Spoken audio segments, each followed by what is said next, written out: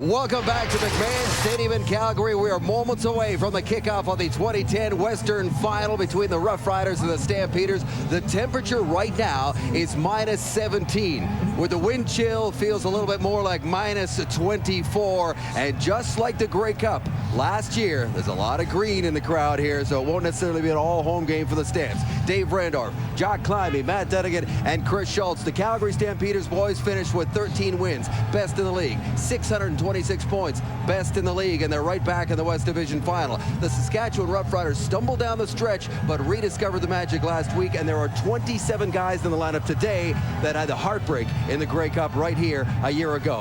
1991 was the Grey Cup you played, and you said it was freezing, and this reminds you of it today. Without question, Dave, and as both these quarterbacks have been outstanding all season long through the air and on the ground, and they certainly have the ability to be difference makers on the ground, but they both have knocks going against them about ball security. Ball security in these conditions shows he's going to be paramount, and which quarterback handles that the best, most likely that team's moving forward. And also on defense for these Riders, Barron Simpson, middle linebacker, has to have an outstanding game. And also James Patrick, free safety for the Riders. Can he intercept Henry Burris one more time? He did it 3 times in the regular season. He's got to get one today. And Schultz, I think the best matchup and the one to watch is the receiving core for Saskatchewan against Calgary's DBs. Calgary plays man-to-man defense 80 to 85% of the time. That's unheard of, which means that this is not a cerebral game for Darren Durant. It's a track meet for his receivers, and for Darren, it's about target practice. He cannot take 2.5 quarters to find his range and his rhythm against these Calgary Stampeders. It has been the best rivalry in the Canadian Football League for the last 2-3 seasons. Calgary and Saskatchewan for the West Division trip to go a little bit north to Edmonton. Let's take you upstairs to the booth to the two guys that are going to call the action today. Here is Chris Cuthbert and Glenn Suter. Take it away, boys. Thank you, David. Yes, it's the league's hottest rivalry on the coldest day of the year. It is Saskatchewan and Calgary in the 2010 Western Final from McMahon. The most frigid playoff environment in over a decade. How will the conditions affect the game? In conditions like this, generally speaking, the field conditions favor the offense. The weather conditions will favor the defense. It's tougher to concentrate when it starts to snow and it gets cold offensively. Henry Burris is the CFL All-Star in 2010 for the first time in his 12-year career. And Darren Durant, 1 win away from getting his team back to the Grey Cup championship. There's Ken Miller, who looks for a return trip to the Cup after last year's 27-17 win over the Stampeders. And on the other sideline, it is the 3rd consecutive Western Final for John Hufnagel. His team's record this year, 13-5, which happened to be the same record when they won the Cup in 2008. The host team has won 6 of the last 8 meetings in the Western Final. Alouettes await as Eddie Johnson kicks it off, and we're underway. And the return from John Cordish will provide Calgary with good field position up to the 48-yard line. Finalists out of the West for the outstanding player in the Canadian Football League. Henry Burris can do it both through the air.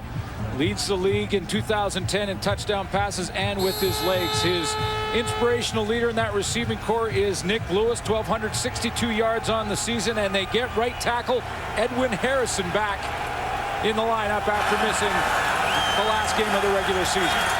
These two teams combined for 200 points in their 3 meetings. Joffrey Reynolds, the ball carrier in the first play of the game, and there's Barron Simpson with a quick tackle back in the lineup for the Roughriders at middle linebacker. And conditions like this, the run game that much more important. That means the middle of the D-line is going to have to man up, and that's Keith Sholigan and Marcus Adams, and it includes Barron Simpson. Back in the lineup. He missed the semifinal with an ankle. He's toughing it out in this one, the final. So is Omar Morgan. Calgary, 15-yard penalty will be enforced from the end of the play.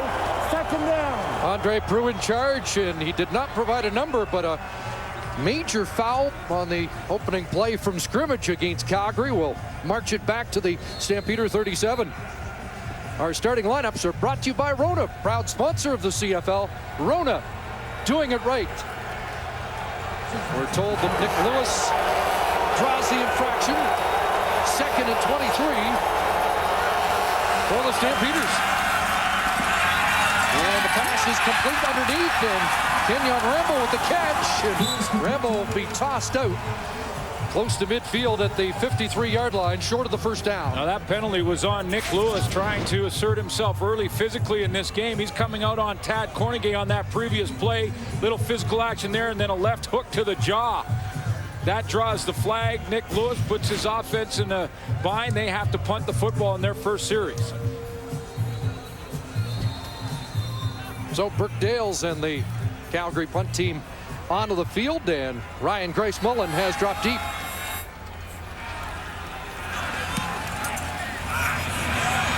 Good boot, and Grace Mullen's going to let it bounce into the end zone. And this will be the first points of the Western Final, that long 77-yard Brooke Dales punt.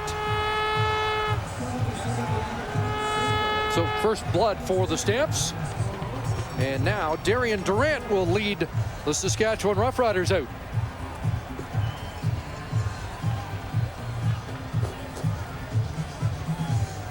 Two 2-0 in the playoffs, 24 wins as a starter. Darian Durant 24-15-1. 2 years as a starter for Saskatchewan. Andy Fantu should be matched up on Brandon Browner again in this game. We'll watch that matchup. Jeremy O'Day, the center, the offensive lineman nominee from the Riders. 3 games over 300 yards for Durant against Calgary. And the handoff inside Wes Cates is up to the 40, and Cates has 5 on his first touch of the game. Again, when you talk about running game and run defense, the interior of the defensive line so important. Tom Johnson, 3 games versus Saskatchewan, 7 tackles, 1 sack. That means Jawan Simpson, the defensive finalist, Defensive Player of the Year out of the West. And there's Brandon Browner. We're going to watch that matchup. Browner on Andy Fantus. The defensive coordinator Chris Jones said they're going to go back to it. Checking up on that play was defensive end Justin Phillips out of Laurier, who will shuttle in and out of the Calgary defense.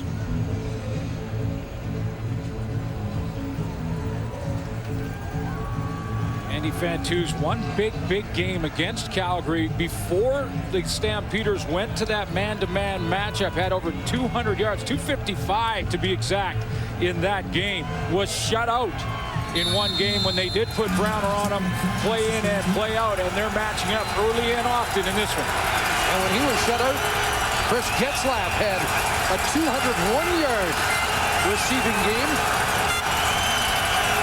2nd and 5. And Durant with the pass. Getzlaff's got it. And a first down as Keon Raymond takes Getzlaff into the Saskatchewan bench. Well, Jock Climby mentioned it just before the game began. It won't be a real cerebral game if Calgary makes it simple like that. I mean, there's the matchup of Fantus and Browner on the outside, and you see the guy that's going to get a favorable matchup inside will be Chris Getzlaff on Keon Raymond. Now 4 Roughriders line up in an I formation behind Durant, and now they'll scatter. And 6 receivers out. Durant looks inside. Getzlaff another catch. Lunging across midfield and into Calgary territory at the Stampeder 54. Chris Getzlaff has had 3 of the 4 of the best games of his career against the Calgary Stampeders, including this year a 5-catch, 201-yard game. As you mentioned, Chris, we had 2 touchdowns in that one, and sometimes it's as simple as just getting a favorable matchup. 7 touchdowns in his last 8 games against Calgary. 2nd and just under a pair for Wes Cates straight ahead, and he's got the first down to the Stampeder 50. Well, it really will be important to establish the run for both these teams. That means Wes Cates, who had 1,000 yards, a 5.2-yard average, 1,054, and 15 rushing touchdowns on the season. Really, games like this with the weather a factor, that run game and run defense paramount. A couple of first downs on the opening drive for Saskatchewan. And back into the hands of Cates, the former Stampeder, pushes the pile down to the 46. Devon Claybrooks, the tackle for Calgary. You know, I mentioned off the top, Chris, I really feel that when you get the elements that are a factor in a game, like here in McMahon Stadium, the field conditions favor the offense. It gets slick. They know where they're going. The defense has to react. The weather conditions, cold weather, a harder football to throw and catch, that focus, the sting of a hit coming from the defense, that favors that side of the ball. 2nd and 6 for the Roughriders. Durant going through his read, Usher on, and throws it away. As the heat was turned up in the interior, Charleston Hughes with pressure on Darian Durant. He did get semifinal hero Jason Claremont deep down the sideline, but he wasn't in a position to throw because Charleston Hughes was in his face.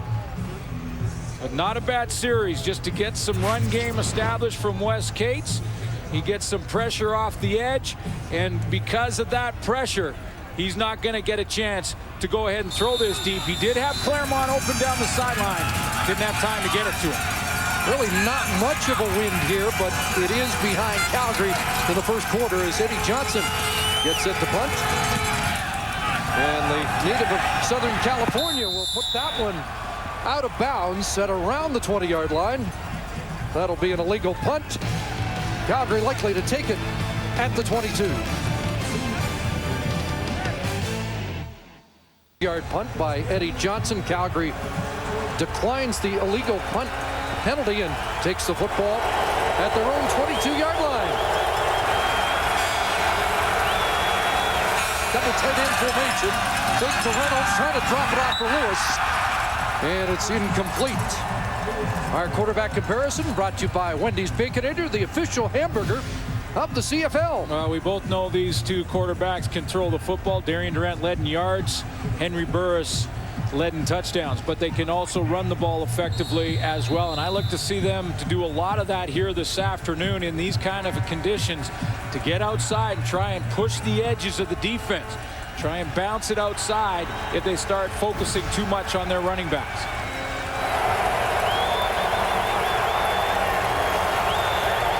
Second and 10, Stamps. Roughriders put pressure on, and that pass caught by Nick Lewis. Had to reach back and gets his big mitts on the football, and it's a Stampeder first down. All Canadian Nick Lewis on the inside of this formation, going to come out and run a little out route. And he's made a living in 2010 off this route right here. He gets outside a linebacker, Jarrell Freeman, and very casually with one hand reaches back and moves the chains. What a year for Nick Lewis, 5th in receiving, but number 1 in yak yards. 664 yards after the catch for big number 82. 16 on that pickup, back into the hands of Reynolds. And the Roughriders' run defense, much maligned this year, shuts the door quickly. Well, and they get a boost with Barron Simpson and that run defense back in there, because they ranked dead last coming in at 137.4 per game along the ground. But to get Barron Simpson back, now we'll watch his game this afternoon, because he's obviously playing hurt, trying to play through some pain of that ankle injury. Involved in that stop on first down. Barron to the sidelines, and the pass defense formation for the Roughriders comes in on 2nd and 7. And Burris on a roll, looking downfield, and he has another connection. Romby Bryant has the catch. And a Calgary first down up to the 52. Saskatchewan loads up the line of scrimmage like we've seen them do so many times. They'll bring down the safety too, but look how many they've got up in there. 8 on the line. So what does Burris do? He's going to try and roll away from that pressure and get out and on the edge. Again, pushing the edge of the defense. Now he's got the option to run or pass, and he finds Romby Bryant. Last game for Henry Burris 16 days ago, and he only played 2 series, was 3 for 3 in Winnipeg. Looks sharp out of the gate here. And now looks downfield, steps up, Luke Mullinger will pull him down just beyond the line of scrimmage. I think Henry Burris wanted a horse collar tackle there. He didn't. I don't see any flags down.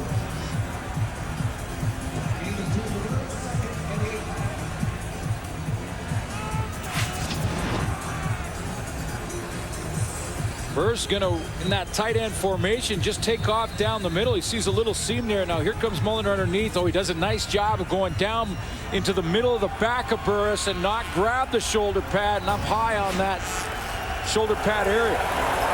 Closer to the number on the back of the jersey. And it's 2nd and 9.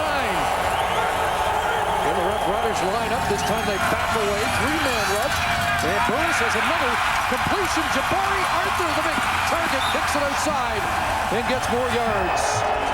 Arthur on the 08 Cup team was out of action most of last year with a broken foot. Snap count cadence here for Henry Burris going to help him a ton, because in the middle of that linebacking core here is Corey Huckluck, number 47. Watch him come in disguise in the line of scrimmage, number 47. Now he's going to jump out of there, and he declares. He jumps out here early, then he has to go and reload again. That gives Henry Burris a chance to say, okay, I know what the defense is. They're going to drop linebackers, and he completes his throw. 4 different receivers early for Henry Burris. Play action fake, rolling out. Looking downfield, and now throwing, and Rambo can't bring it in. Gene Patrick, the safety, tracking Kenyon Rambo. You know, these teams are out here throwing the ball quite well in these conditions, and Rambo limping a little bit to get to that sideline. They get Burris again on the run, outside of that pocket. He hasn't elected to take off and run with the football just yet, but both quarterbacks looking like they're handling the conditions so far pretty well. Illegal forward pass. Calgary number 1. That penalty's declined. 2nd down. So Henry Burris was across the line of scrimmage when he looked downfield. So it's 2nd and 10 for Calgary at the Roughrider 39-yard line.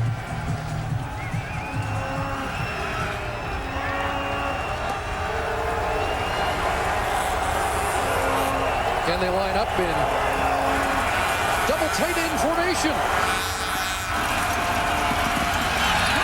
Burris lots of time, and now over the middle, he's got R.J. Franklin. And that's a 5th different receiver so far in this opening quarter.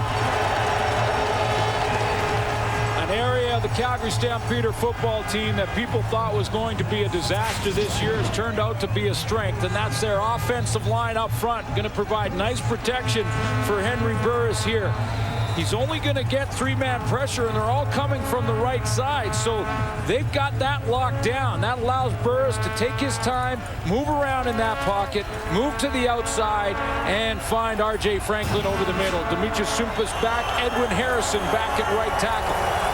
8th play of the drive. It's Joffrey Reynolds inside. Brett Hopkins, first contact, and he'll hold on and bring Reynolds down inside the 10. You know, a couple things I've seen early on for Calgary offensively. One being that Burris has had some room to run on the outside. They're pounding Joffrey Reynolds into the middle. Now, he's not elected to take off and go just yet, but there is space outside if he wants to get there. This high-powered Calgary offense that led in 16 of 35 categories. There's the play caller on the sidelines, Dave Dickinson. See what he's got on 2nd and 6. From inside the 10. Burris quickly away, and that's too high for the intended target, Romby Bryant. And the pressure provided by Byron Bullock. Yes, it was, and it was the Saskatchewan Cornegay over here, and that takes the attention away from Byron Bullock on the field side, or the short side of the field, number 30. He comes clean, unblocked, not picked up by Kenyon Rambo, who had come in. He had come in to try and help. So Byron Bullock is free, not picked up by Kenyon Rambo. So rookie Rob Maver, the Guelph University product, comes on. Looking at a 15-yarder with R.J. Franklin putting it down. And it goes through, and Calgary has a 4-point first quarter lead. Roughriders down by 4, take the ball at their own 35-yard line, and Darian Durant looks downfield. Weston Dressler is taken down, and flags fly. Well, with Brandon Browner playing on Andy Fantus, the way Calgary will play Weston Dressler is to put their other corner, Dwight Anderson, one-on-one in passing situations on him. So Browner will take Andy Fantus, and it'll be Anderson on Dressler. Calgary number 33, 10-yard penalty, automatic first down. Weston Dressler with 8 catches for 150 yards in the semifinal against the BC Lions and 2 touchdowns. And here he is again, matched up one-on-one on number 33, the other cover corner for the Calgary Stampeders. So the matchup pretty clear-cut as they were in the final meeting of the regular season between these two teams, won by Calgary at Mosaic. First down, Kate's touchdown, Tom Johnson, defensive tackle. What a year for Tom Johnson in the interior of that Calgary defensive line. It really was. You know, he missed 1 game. He had 3 tackles behind the line of scrimmage, 39 total. You get up towards that 40 tackle mark as an interior defensive lineman, you've had an outstanding season. And I mentioned in his games against Saskatchewan, 7 tackles and a big sack in October. So it sets up 2nd and 10. Here's that unorthodox Calgary defensive formation where they don't line up on the line. Flags fly. And Durant throws an interception. Malik Jackson's got it. And Jackson will be taken down by Weston Dressler. Let's find out what the penalty is all about. That was a very different look and unorthodox for the Calgary Stampeders, even more so than what we saw in the regular season. They had Brandon Browner blitzing. Offside. Saskatchewan number 82. That penalties decline. First down Calgary. Jason Claremont offside, and the Malik Jackson interception stands.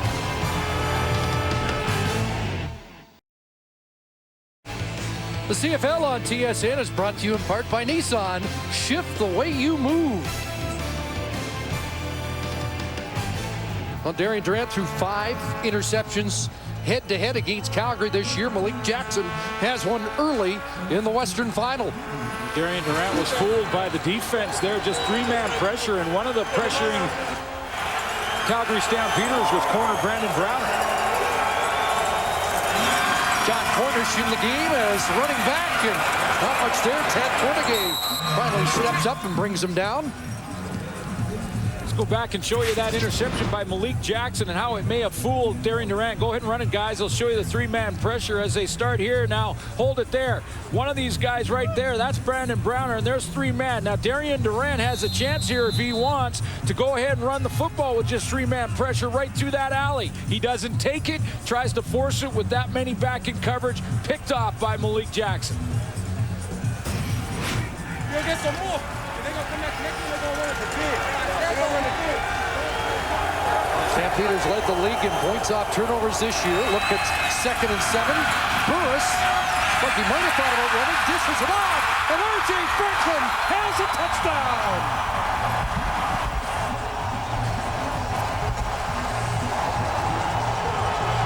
So Henry Burris of the Stamps makes Saskatchewan pay for the pick. The Calgary Stampeders led the 2010 season with points off of turnovers with 151, and it doesn't take them long. Malik Jackson has the interception. Burris bounces around, finds R.J. Franklin. The first time that really the field conditions affects play a little bit. I don't think Tad Cornegay could redirect fast enough. R.J. Franklin is in the end zone. Looking for his first Grey Cup. And puts it down. Maver sends it through. And it's an early 11-0 Calgary lead.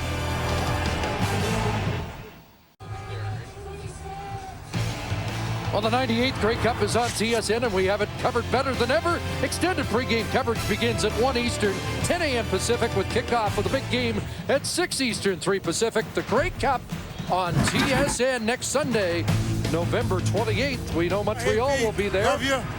See you in a bit. R.J. Franklin trying to enhance Calgary's chances. Love all you guys. Of heading to Edmonton. Now there's a lot of football left. here for the Calgary Stampeders. Remember, they had a lead last year as well at about this time in the game. 10-0 early last year at Mosaic. Neighbor sends it downfield, and Ryan Grace Mullen from his 18. Neither team with a kick return touchdown this season. Grace Mullen tripped up as he crossed the 30. R.J. Franklin's going to run what's called a bang route. He's the inside receiver here, and what I mean by that is he's going to come in on Cornegay and then bang back outside. Watch R.J. Franklin now. Wasn't sure if Tad Cornegay took a little bit of an extra step here to try and regroup in the middle to come back to the outside. Burris buys some time, hits Franklin, and then he splits two defenders to sprint to the end zone. Second postseason touchdown for R.J. Franklin. Let's see how Darian Durant responds. 22 interceptions during the regular season, and that is batted down. And there is big Tom Johnson. Let's go back one more time to that R.J. Franklin touchdown. I just want to take a quicker look at it's going to be this crossing route in here and then back outside. Now Tad Cornegay, who's a strong side linebacker, is going to end up matched up man-to-man. There they are right in the middle of your screen. Now Cornegay tries to redirect. He takes an extra little half-step shuffle, and that costs him outside leverage on Franklin. And then that can be field conditions. 2nd and 10. Flag down. Long out is complete. There's Claremont, the hero last week. Keon Raymond quickly converging on him, and we'll find out what the flag's all about.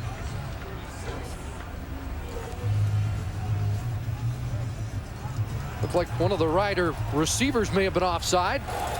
Offside. Saskatchewan number 89. That penalty's declined.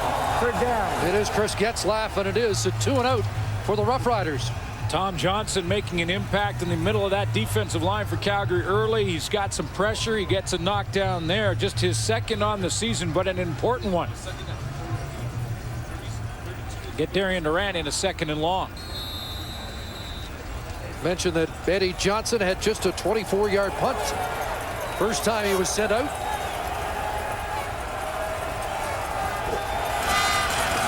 R.J. Franklin awaits. Johnson with the line drive boot. Check that. Landon Talley is back, and it is Landon Talley kind of kicking around and sending it out at the Calgary bench and at the 41. Let's check in with Farhan Lalji on the sidelines. Chris, the weather has been a story for both teams all week. In fact, they practiced in worse weather than this. Now, we brought out a thermometer to show you how cold it was, but that thermometer got frozen at -10. Really, it's -17. With a wind chill, it's about -24. You've got to keep the players warm. You've also got to keep the footballs warm. There will be 12 balls used for this game. They've been kept for the last 24 hours in a ball warming bag that has been plugged in. Now, both equipment managers had to sign off on all of those balls to make sure they were approved by the teams for use. The officials also had to measure the balls. They measured their air pressure. They also measured their length and their circumference. And don't think it's a formality. Last week, one of the balls was rejected.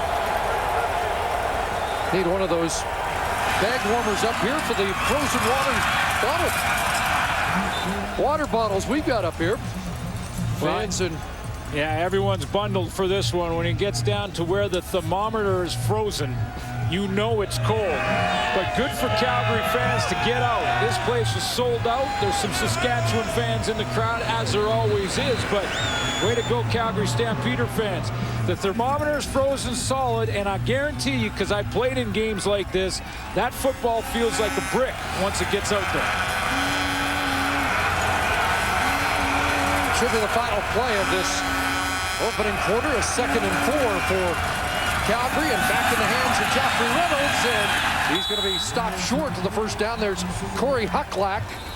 A little jostling downfield. Jabari Arthur in the middle of it with Lance Frazier. As the opening quarter comes to a close, Calgary with the lead. Our first quarter numbers brought to you by Tim Hortons, proud sponsor of the CFL. You can see both defenses are fired up to stop the run. Not a lot of rushing yards. We thought we'd see the running backs a lot more and maybe more prominent yardage-wise in that first quarter. Not the case. But both quarterbacks look like they're throwing the ball well, Chris, in these conditions. So that's a good sign For Saskatchewan, though, no catches for Andy Fantus, none for Weston Dressler. Slow start last week. Remember, Darian Durant 6 for 16 in the first half, and again, slow out of the gate here. Yes, he is, but he did bounce back in that semifinal for a big second half, and of course, overtime with 2 touchdowns and a very important 2-point convert.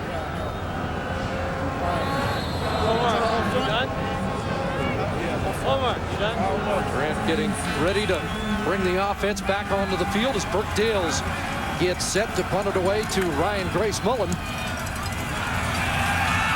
And Grace Mullen from his 25. Randy Chevrier there to toss him down at about the 38-yard line. Boy, it was a real tough first half against the BC Lions at Mosaic Stadium a week ago. But Darian Durant regrouped at halftime, 310 yards total. And maybe most importantly, no interceptions for him in that game. 3 touchdown passes and was on fire in overtime with 2 touchdowns and a 2-point convert. And that game winner to Jason Claremont.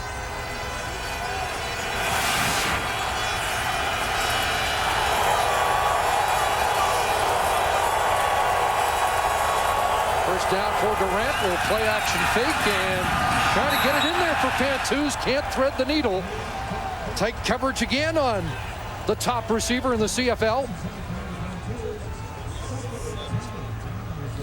And we talked to Darian Durant yesterday, and one of the keys to turning it around in the second half was a phone call he made at halftime. Called his dad, who helped settle him down with a quick conversation. Well, he's done all his career. He's called his dad after warm-up, but forgot to last week, and then made that call, and it was an important one at halftime.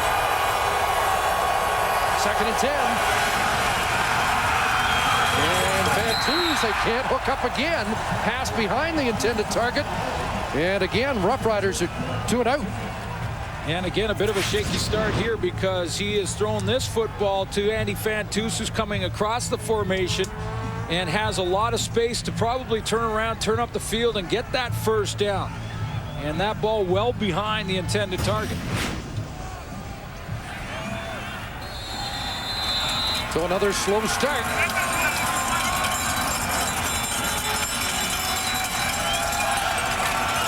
Johnson to kick it away. His best of the day. Landon Talley from inside the 25. Breaks 1 tackle, flag down, breaks another tackle, and Landon Talley's away. Up to midfield with penalty markers all over the field. 51-yard punt. And we'll sort out the flags when we come back.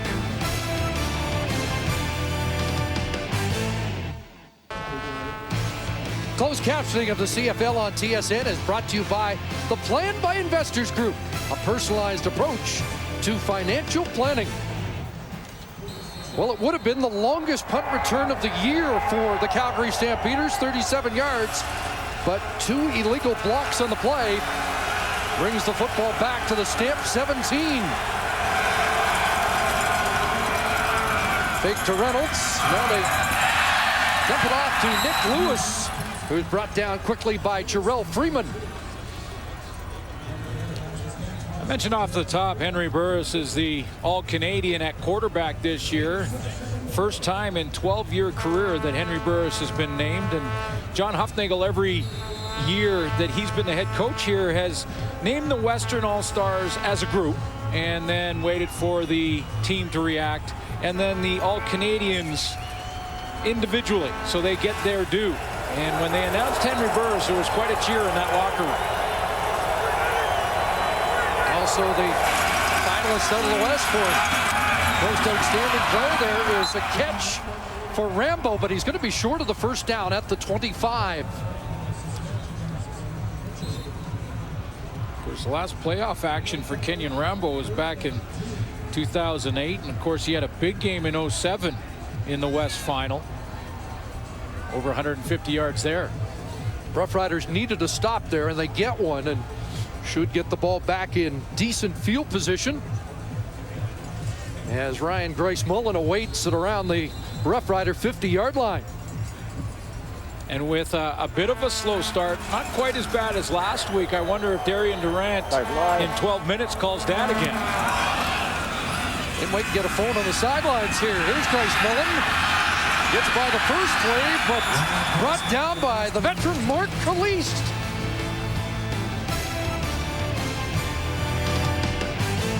Pat McMahon in the deep breeze yesterday over St. Mary's.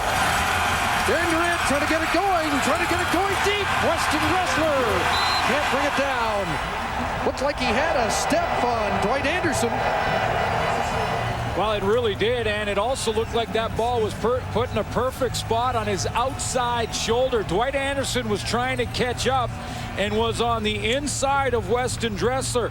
Darian Durant had to lead him to that outside shoulder. It's nothing fancy about the route. You see Weston Dressler line up real deep, get a good run at it, and now he goes straight down the field. You can see inside out is Dwight Anderson. Ball looked like it was put right on the money, and Dressler put it on the ground. Roughriders have only 17 yards on first down so far in the game.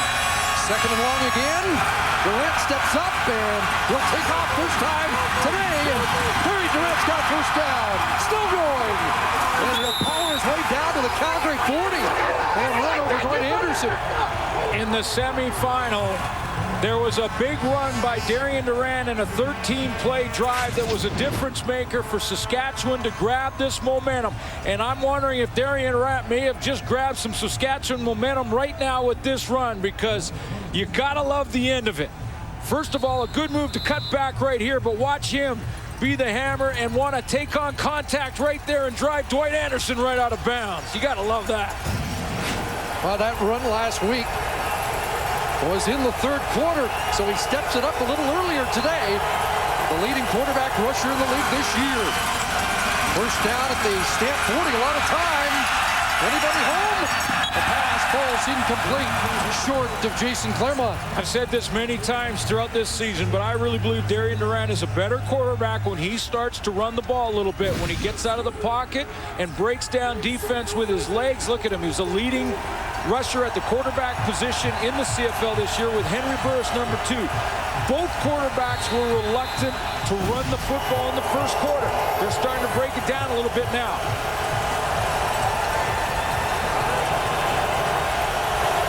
Durant over his last 4. Again, no production on first down. They look at second and 10. 6 receivers up. Durant looks inside, and it's incomplete. Could have been Claremont. Weston Dressler in the area too, and the ball split them. It almost looked like Weston Dressler made some sort of adjustment on the fly there. It looked like Jason Claremont was running the in, and Dressler was going to come right off of that in route and break outside. A communication issue, and Durant throws it away. And he's talking now to Doug Barry, the offensive coordinator, to get that fixed up. But a good run, and usually it's a run like that that gets Darian Durant back in his groove. Eddie Johnson's not in Orange County anymore. The Roughrider punter trying to warm up here and trying to pin Calgary into the corner. Line drive kick. And here comes Talley. And he'll be driven back by Kitwana Jones. 27-yard punt.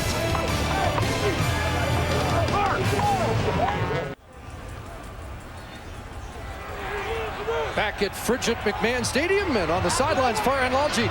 Chris, with conditions like this, footwear is always a concern for Henry Burris. He has changed shoes for this game. He's gone to, instead of a shoe with a longer type cleat, he's gone to one with more nub type, softer rubber cleats. These cleats tend to stick into the ground with much more frequency when there's snow on the ground. But because the ground crew's done such a good job of clearing the field, most of the receivers on both teams have continued with the shoes they normally wear. If the weather gets worse, they may change them. They also purchased 60 broom ball shoes, the Riders did, but at this point, none of the players are wearing those. And John Corner's trying to find a hole, and nothing there. Barron Simpson, Jarrell Freeman meet him, no gain. Just a 27-yard punt, by the way, for Eddie Johnson, as Calgary goes back to work on offense. Barron Simpson's got the right shoes on because he is contributing in that run defense. The Calgary Stampeders, the #1 team running the football this year, averaging 145 yards a game, have not been able to establish Joffrey Reynolds or John Cornish yet this afternoon. Well, it's 2nd and 10. Burris over the middle and behind Kenyon Rambo. And that's really the only connection he hasn't been able to make today. That's 3 times he's called Rambo's number without any success. Well, and he had such good success as the regular season came to an end. If you think about the last 3 games for Henry Burris and Kenyon Rambo, and you can see the field conditions there affecting Rambo trying to cut back. But between those two, 22 catches and over 300 yards in the last 3 games. So they were on the same page to end the regular season, and off it a little bit there. 3rd consecutive 2 and out for the Stampeders now. And Burt Dales to punt the rock. And Bryce Miller let it go over his head. And now fumbling it. And he'll get brought down at about the 27-yard line. So a costly misplay by Bryce Mullen, and it turns into what, a 62-yarder. Well, we talked about the phone call Darian Durant had to make last week at halftime of the Western semifinal. I usually call my dad right after warm-ups, right before we run out on the field, and I didn't this game. And you know, I was kind of struggling a little bit in the first half, so you know, let me call my father. He's always that quiet confidence, that little whisper in your ear sometimes that you need to, you know, hey, you need to get it together. And I called him, and you know, it just took 30 seconds. He said, look, son, you've been doing this your whole life. Relax, play catch out there, and you'll get it done. See if he can play catch here. Reverses his field, takes a look, and has a completion up around the 35-yard line. And that's Chris Zarka, the fullback. And Darian Durant, his head coach, who is a father figure to his entire football team, didn't know of the phone call and had said almost word for word the same thing to Darian Durant at halftime, which was basically just throw and catch. That's all it is, pitch and catch. So both dads knew. Ken Miller mentioned that he was surprised the phone call was made. He said, we were pretty busy at halftime, but there's another pass knocked down. That's 2 or 3 that haven't got past the line of scrimmage. Big 77's having quite a day. Remember a couple of years ago when it was Mike Labinjo getting his mitts on the football in the Western Final in the Grey Cup? Well, Tom Johnson's playing that role here. Yeah, I think offenses with the footing and the conditions are trying to throw on time and on rhythm. They get that one break, that one cut. So defensive linemen know they're not going to pump fake a couple of times. You can see the left arm there of Tom Johnson. They're going to try and throw the timing route. So they get their hands up. They've got a shot in those passing lanes. See if Eddie Johnson can get a better kick away. It is. Tally at his 30. Landon Tally runs into Jocelyn Fournette at the 40. 11 on the return. A 45-yard kick that time by Eddie Johnson. So we're midway through the second quarter. Still 11-0 Calgary. And both offenses have gone cold. Well, both offenses and both teams should be acclimated to the conditions. Both had to practice this week in extreme weather conditions. John Hufnagel, of course, had the bye. He had a chance that extra time to do some self-scouting of his team, take a look at maybe some tendencies they were giving away and try and close those holes before they face Saskatchewan in the final. 3 straight 2 and outs for the Stamps. Burris in some trouble, and he'll throw that one away. Avoiding the sack with Mullender and Freeman. And now a flag flies, and did he make the line of scrimmage? Line of scrimmage was Saskatchewan's side of the 40.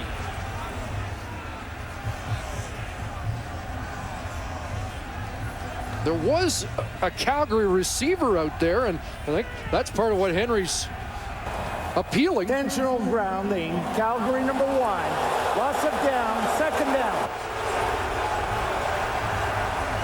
Well, there seemed to be a receiver in the area. A little surprised at this call. You can't challenge a penalty call. You could challenge whether or not he's crossed the line of scrimmage. So it is exactly on the 40 as the line of scrimmage will establish that. Now he gets in trouble, gets pushed back. Let's see where this ball ends up. Stop it there, guys. And right there is a target for Henry Burris, a Calgary Stampeder. It went right over his head. And that was R.J. Franklin. So that's why John Hufnagel was mad and he had an argument. Well, it turns out to be a 13-yard penalty. A loss of down and a drop play. Joffrey Reynolds straight ahead. Up to the 43-yard line, short of the first down, but he gets a chunk of real estate back for the Stampeders on that 15-yard run. Usually a soft spot in the middle, depending on what Saskatchewan likes to do here. They will bring up their guys on defense on the line of scrimmage, meaning no second level here of linebackers. Now, they will drop 2 out, but watch how wide they drop. They open up and drop real wide, which opens up a soft spot in the middle for Joffrey Reynolds. So Grace Mullen, who let the last Birkdale's kick get over his head, wrapped back to the Rough Rider 30.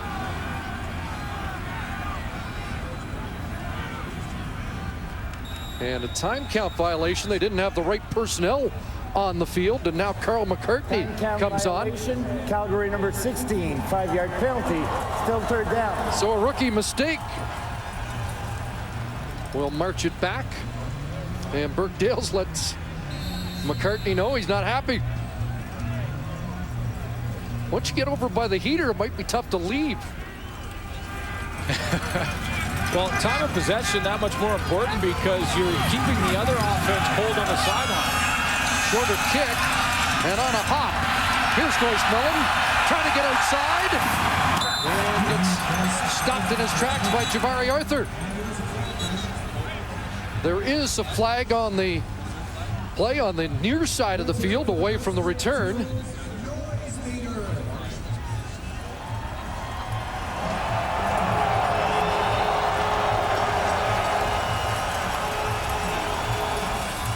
Who got this penalty? Darian Durant starting to get, looks like illegal block in the back during the return. Saskatchewan number 42, 10-yard penalty, first down.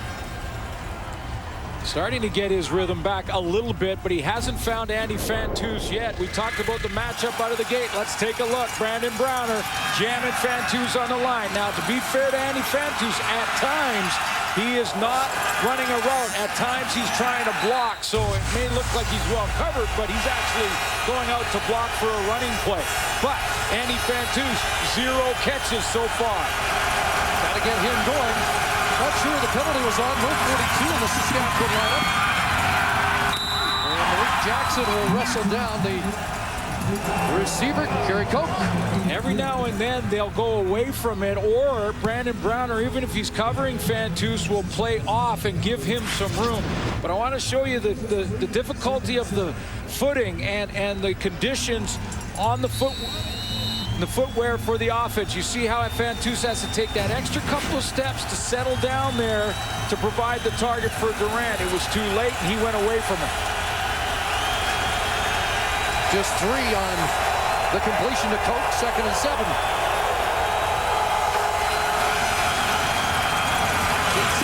Dressler has the catch and has the first down.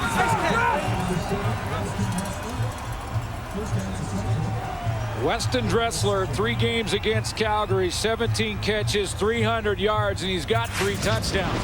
He likes to play against the Calgary Stampeders, and he goes down to move the chains here. Andy Fantuz on the backside, Brandon Browner. Now, this is a pass play, and that's what Browner likes to do. He gives you a little tug every now and then. Andy Fantuz talked about that yesterday. Catch by Dressler. They go double tight ends. Grant Faustino's here, and he'll take off. And takes a hit. Tom Johnson collars him across the 45. And Durant has 5. Andy Fantuz was asked about Brandon Browner and the way he plays defense. He gets up and plays physical, and And there was some Calgary media trying to poke him a little bit and prod him, see if he would talk about the fact that he's maybe getting away with too much defensively with that grab and that pull every now and then. And I think, you know, and I've said for many years that if the players decide the outcome of a play, that's a good thing. If you turn a receiver and really hang on, then yeah, you got to throw the flag. Ken Miller would not talk about it yesterday publicly. Again, a lot of time. Anybody open? Chris Getzlaff is. But Getzlaff running away from Keon Raymond and finally dragged down. Well, there's the guy that eats up Calgary. It is. It's Chris Getzlaff. And he works on Keon Raymond when they go with this matchup. Now, when you're talking about Calgary Stampeders trying to match up by size, well, this advantage goes to Saskatchewan with Chris Getzlaff at 6'1", 200, and Keon Raymond at 5'10", 190. 30 yards to Durant to Getzlaff for the first down at the 34. Short drop, gets it away into the hands of Coke. And he's brought down by Corey Mace. But the Roughriders finally get their offense in gear at the 3-minute warning at McMahon. Sitting by the fire. Yeah, they're watching it on TV in some office. That's what they're doing. Marquee guys. Here's Darren Durant calling quarterback drive. Getting down around the 15-yard line. Has 5 more. Roughriders still without points, but threatening here in a big 2nd and 5 upcoming. Yeah, but you can see there's a little bit more of a hop in the step of Darian Durant in this drive. He's got the ball to Getzlaff. He's got the ball to Weston Dressler. A couple of runs on his own.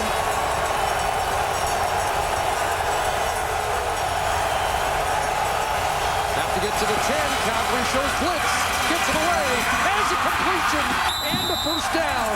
And Chris Getzlaff has another grab with Keon Raymond in pursuit. Good route running from Getzlaff here because it's an out and a timing route, so he has to get to that spot on a tough field to make this cut and get to the outside. It's just a timing route right here. Outside, Calgary number 12. That penalties decline. First down, Saskatchewan. Pressure coming, so Darian Durant cannot hesitate. But a good clean cut by Chris Getzlaff to jam that right foot in the turf, break out quickly, and gain some separation on Keon Raymond. Remember that 65-yard touchdown catch from Durant late last year in a game at McMahon that might have been the coming-out party for both Darian Durant and Chris Getzlaff. First and goal, Roughriders from the Calgary 6. Back to the air, cuts it off. This is a touchdown, and who is it? Chris Getzlaff.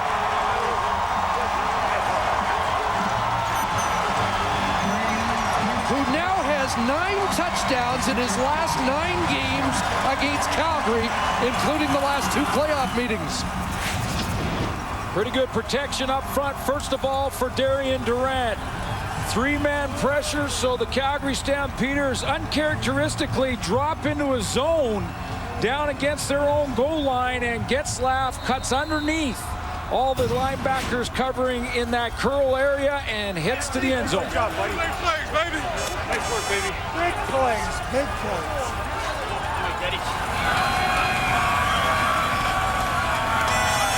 There's Warren Keating supplying the extra point. A big touchdown drive of 8 plays, 80 yards late in this first half for the Roughriders. There we go. Chris Getzlaff ran this route with his eyes. Very important here that he saw exactly how he needed to work across the field on this zone drop type of defense down in their goal line. This is a man-to-man team that Calgary plays defensively, but watch how he weaves around here and then gets himself open on the crossing route. Darian Durant leads it out in front of him so he can turn the corner quickly and get to that end zone. And Durant is in that groove again. Well, it was a big third quarter drive last week that got them going. Here, 80 yards, 8 plays. Let's go, get the ball back. Chris Getzlaff, number 3 among Canadian receivers this season. Let's go, 2-0. That a big first half for number 89. Only Dave Stala and teammate Andy Fantuz with more catches and yards among homebrews. A mix up here, and Corners took it from Talley, who was having footing issues, and Neil Hughes with the tackle. And now let's see how Calgary responds. Mentioned that game for Chris Getzlaff against the Calgary Stampeders in the regular season. 5 catches for 201 yards.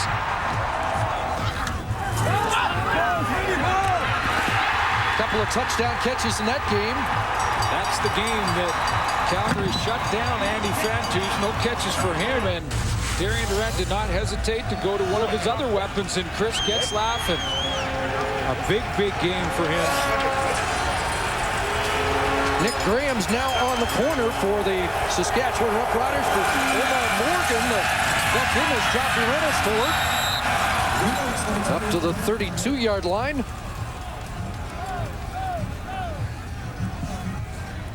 Always notice Graham when he's on the field because he's number 27 for the Saskatchewan Roughriders. Well, I appreciate that you remember that far back. But, you know, I talked to Omar Morgan before the game yesterday, and I asked him how he was, and he was injured in that semifinal. Nick Graham will play in his spot. Not surprised to see him not continuing here right now. He was banged up. He said, not much more than 60%, but I got to give it a try.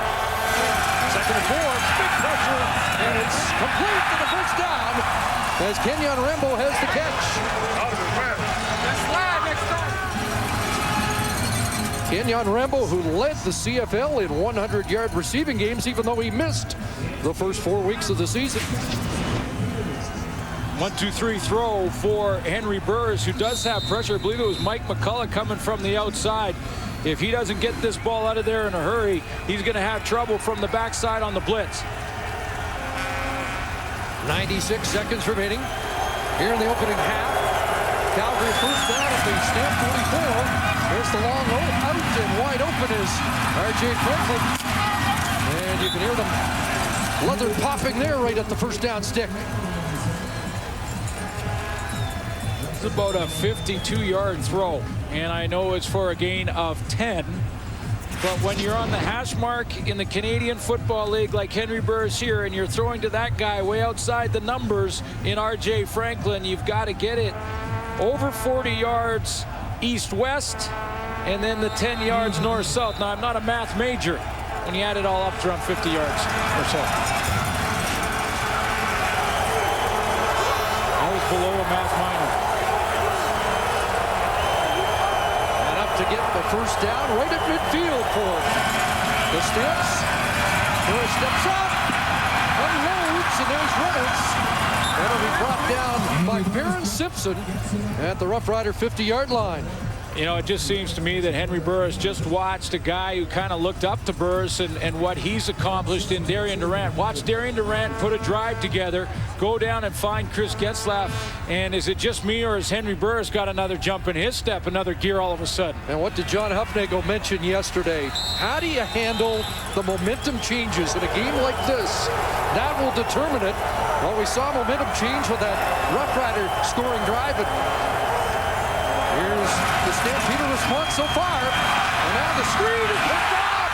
Intercepted James Patrick, and only Burris can angle him up. And he does slow him up and bring him down at the 12. The interception leader on the season, James Patrick, who had 9, has another here and a 49-yard return with 40 seconds left in this opening half. Well, Chris, not only does he have 9 in the regular season, but he also has 3 of those 9 against the Calgary Stampeders. In fact, Henry Burris only threw 3 interceptions against Saskatchewan, and all 3 were to James Patrick, who reads that perfectly, falls off his man, and now he's set up Darian Durant for more points before the half. Now in a screen play or underneath play like this, Burris is going to retreat and allow the pressure to get there. He just doesn't see James Patrick. Oh, a Durant interception led to a Calgary touchdown, and now Darian Durant unloads Dressler, and boy, did he get pranked. Dwight Anderson levels the diminutive Weston Dressler. That was solid.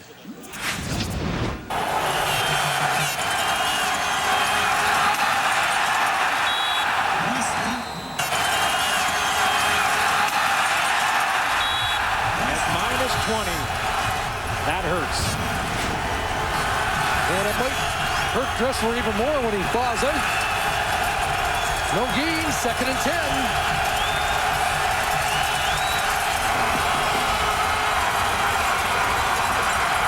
Time running out into the back of the end zone and a flag.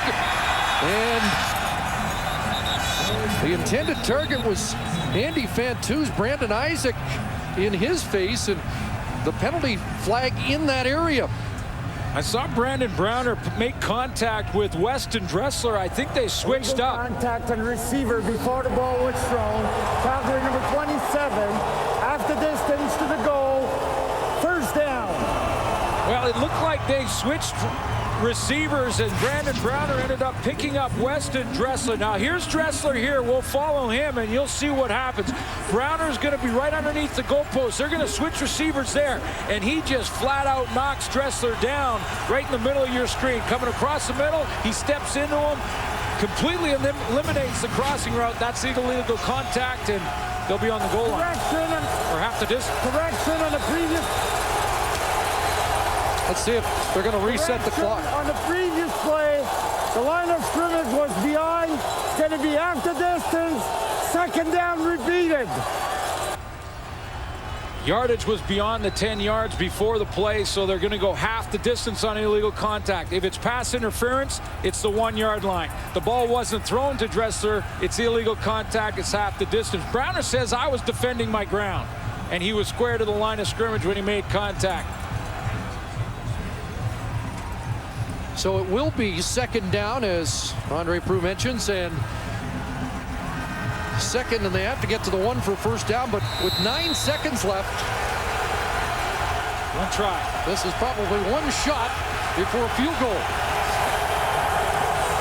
Although we'll let Ken Miller make that decision if it comes to it. Looks to the end zone, wants Kerry Coke.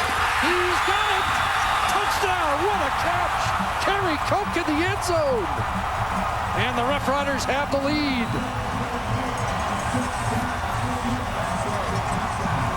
Kerry Coke, who replaces the injured Rob Bagg,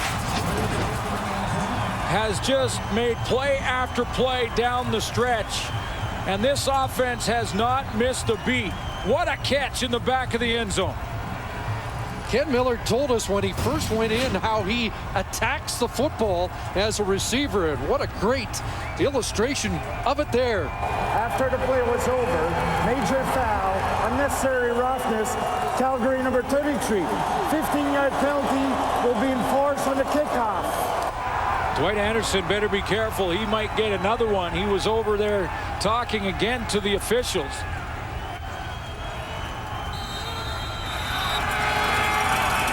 And Warren Keene on to add the extra point. The Roughriders had been down by 11 and back-to-back touchdowns. This one coming after that interception thrown by Henry Burris.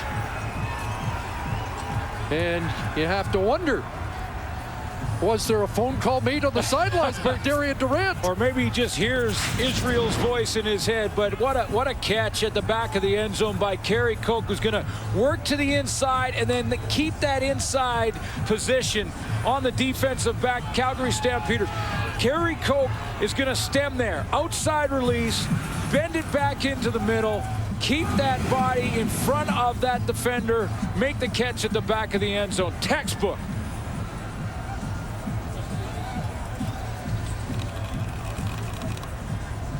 Now there's Dwight Anderson with Weston Dressler, and that's where he's called for the extra penalty, and he didn't like that call and chased the official around trying to get in his ear. And you wonder if it'll be a costly penalty because now Johnson can kick it into the end zone, and Stampeders will have to get it out of there or else give up a point. So, it's a short kick and fielded by one of the up men, and down goes Tim O'Neill, who's probably never returned a kick before. And that will do it for the opening half. Calgary with the quick jump, but Darian Durant and the Roughriders with a pair of touchdowns late to take the lead.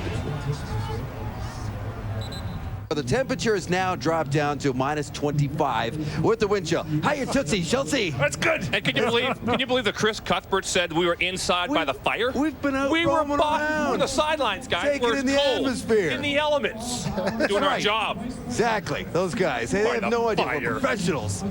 I'll tell you right now, this game is starting to look eerily similar to the West Final last year, a game in which Calgary had an early lead. Saskatchewan came back, and it was turnovers by Calgary, specifically interceptions by Henry Burris that turned the tide. He throws one there to Patrick that really kind of turns it around, and Saskatchewan's got the momentum, and Darian Durant is picking up speed, Chelsea. And Dave, that is great news for the Saskatchewan Roughriders, because whatever you want to call it, your rhythm, your confidence, your flow, for about the first 3 quarters of the first half, Darian Durant did not have it.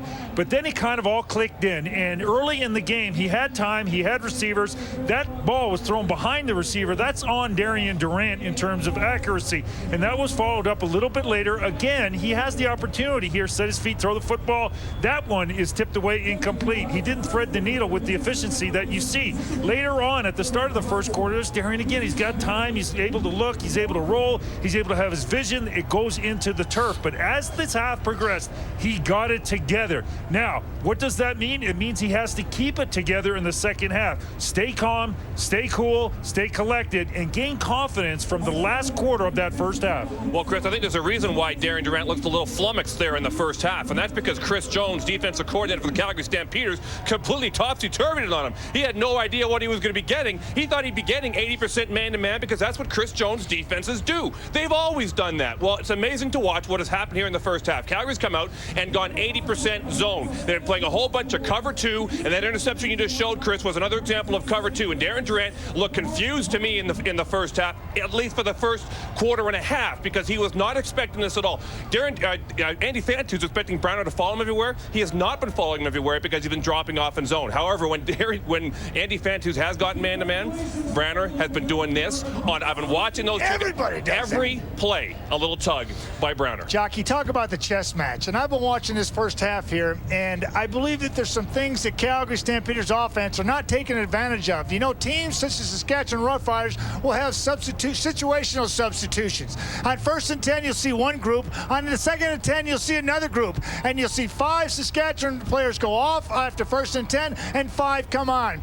Calgary needs to take advantage of this. Go hurry up after a first down play. And what that will do is it will lock them into situations and personnel matchups that they're not comfortable with on 2nd and long. So every time you're looking for advantage offensively in games like this, there's one presented to you every 2nd down situation. Calgary really needs to make an adjustment there and take advantage of that player personnel matchup. Matty, Henry Burris has had a great season. He is the CFL's all-star quarterback, but he's 0-3 against his old team in the playoffs. Is that in his mind at all? Oh, I don't think so, Dave. You know, you're in the moment. Henry Burris has been playing this game for 14 years, and he's in the moment as far as I'm concerned. He's not thinking about that. He's thinking about moving the chains, doing what he's got to do in order to be successful this time around. Now it's happened the 3 times before. Hey, let me ask you this. That interception by James Patrick happened late in the half. It's the last memory he has going into half. That's got to affect him a little bit. Yeah, it shows you exactly what I'm talking about. It was on 2nd down, right? If they go hurry up there, they catch Saskatchewan and different personnel, and maybe James Patrick is not down close to the line of scrimmage. He's back where he's supposed to be. John Huffnagel said yesterday this game was going to go right down to the wire. He said it was going to be a slugfest. So far, he is bang on after a first half in which the Riders have roared back to take the lead. They're up by 3. For the 4th straight year, the team coming out of the West going to the Grey Cup final will either be Saskatchewan or Calgary. There's the score of the half, 14-11. There's other big news for football fans in Calgary today, and here it is, and that is that next year's Hall of Fame induction weekend will be held right here in Calgary. This is a great move. It was last held here in Calgary in 2003. It's been held in Hamilton many times over the last several years, but they've started to move it around, and it's great, and here's why. Earlier this season in September, it was held in both Saskatoon and Regina. The Hall of Fame game was held at Mosaic Stadium. One of the inductees from 2010 was Don Narcisse, and look at this. I mean, to go into the Hall of Fame, one of the all-time greats in green and white, and he did the jig out there in front of a packed crowd. And hopefully we'll see what that type of moment, maybe with a stamp going in this year. The class will be announced in January. Look at you, bearing the elements, wearing your jacket. You went in 06. This is not by choice, but I'm proud to wear this. I can tell you, Winnipeg 2 years ago really set the bar high with the Canadian Football Hall of Fame being on the road and taking the induction ceremony to the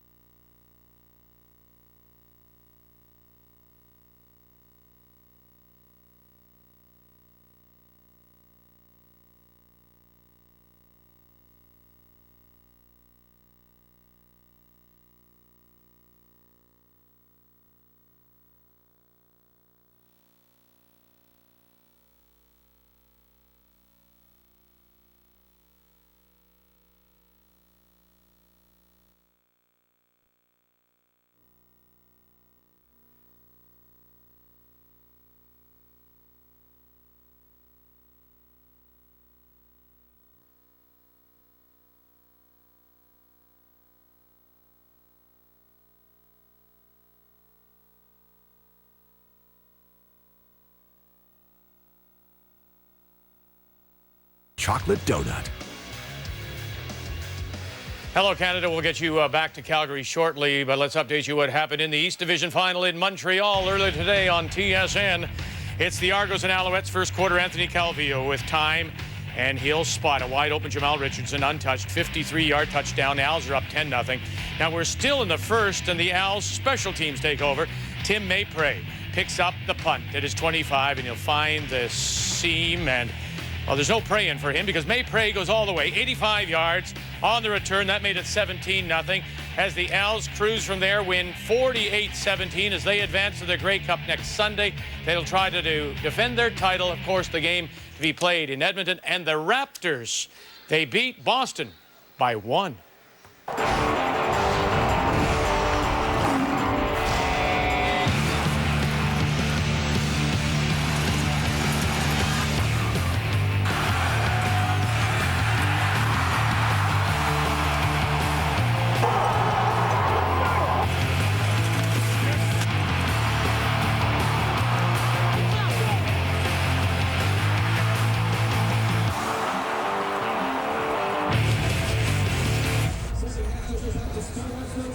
John Hufnagel promised a slugfest. We've got it as we head to the second half. Roughriders by 3, and Huff along with Farhan Lalji on the sidelines. Coach, the last 5 minutes of that half, things really changed. How do you get the momentum back? Well, we have to. I mean, that's the type of games we have against each other. There is momentum change in the games. We have to come out and play a more disciplined second half. We had too many penalties in that first half on both sides of the ball. You did a great job in the first half containing Fantus and Dressler, but some of the other guys like Getzlav hurt you. That's happened before. Do you make any adjustments to contain them? We just need to tighten up our coverage on those guys. Thanks, Coach. Well, that'll mean Keon Rainbow has to tighten up on Chris Getzlav. Getzlav had a good first half, and when you talk penalties, 64 more yards than Saskatchewan in penalties for Calgary in the first half. So John Hufnagel talking about wanting to shore up that end, be a little more disciplined in the second half of this game. Stampeders will get the ball first to start the second half. Once again, these two teams playing for the right to go to the Grey Cup game next week at Commonwealth Stadium in Edmonton. And our congratulations to Mark Tressman, Anthony Calvillo, and the entire Montreal Alouettes club. Back there again. I wondered, did they just book their reservation to the Grey Cup title every year at the start of the season? Well, it seems like that. Seems like they can. That's a good football team. Eddie Johnson kicks it off, and away we go with the second half. And this guy's looked dangerous all day long. Landon Talley up across midfield and into Rough Rider territory. Well, Schultz, he mentioned it at halftime. The last memory on offense for Henry Burris in that first half was the interception by James Patrick. Yeah, the fourth this year against Henry Burris and the Calgary Stampeders, including 3 in the regular season. There's his numbers. 142 yards passing, got off to a pretty good start moving the football, but then had a real lull in that second quarter and then the interception. So he's got to get rid of that, have a short memory, and come back out here slinging it.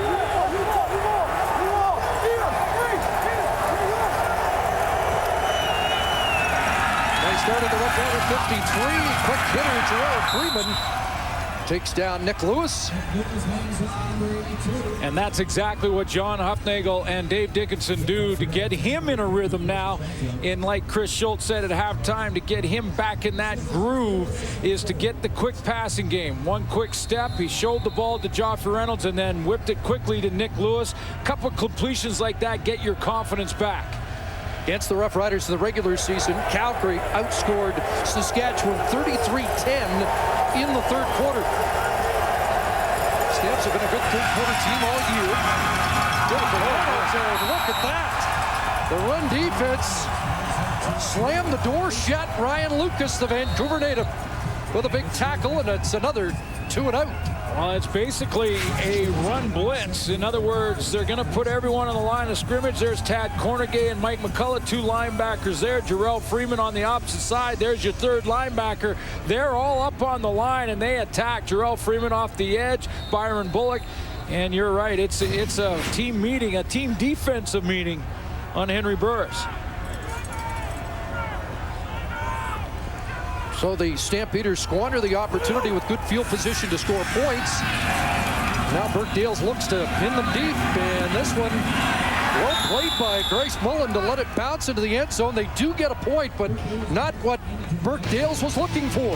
And now the Rough Riders lead by 2.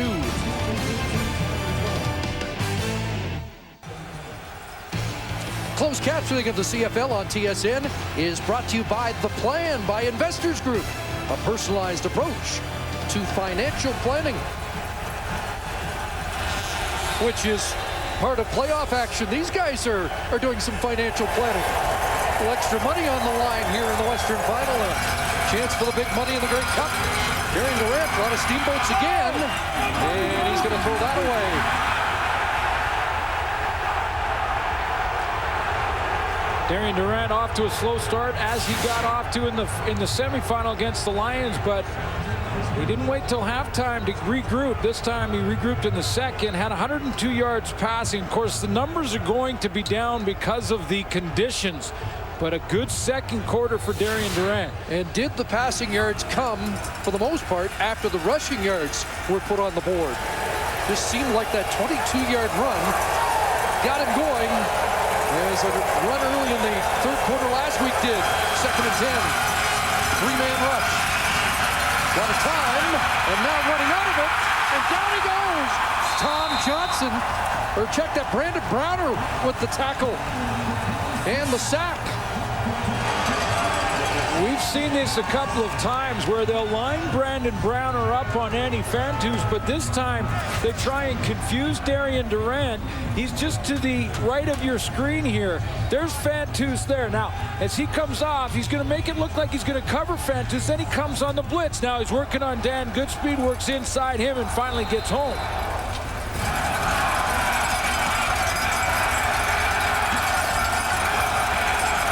So the Stamp defense pushes Saskatchewan back, and Eddie Johnson, good boot, has Talley backpedaled to his 39. And Talley again kicks it outside, gets close to midfield. 14 more for Landon Talley on that punt return. 2-point Rider lead. Let's check back in with Farhan Lalji. Well, Chris, Omar Morgan will not return to this game. He really wanted to try and give it a go, but his knee was not even close, according to team staff. As for Barron Simpson, he's still feeling the effects of his ankle injury. He took treatment on the bench at one point during the first half, also went into halftime early, but he's good to go. He hasn't missed a play, nor does he plan to in this half. Barron showing some toughness, and how about Lalji on the sidelines, looking like it's just a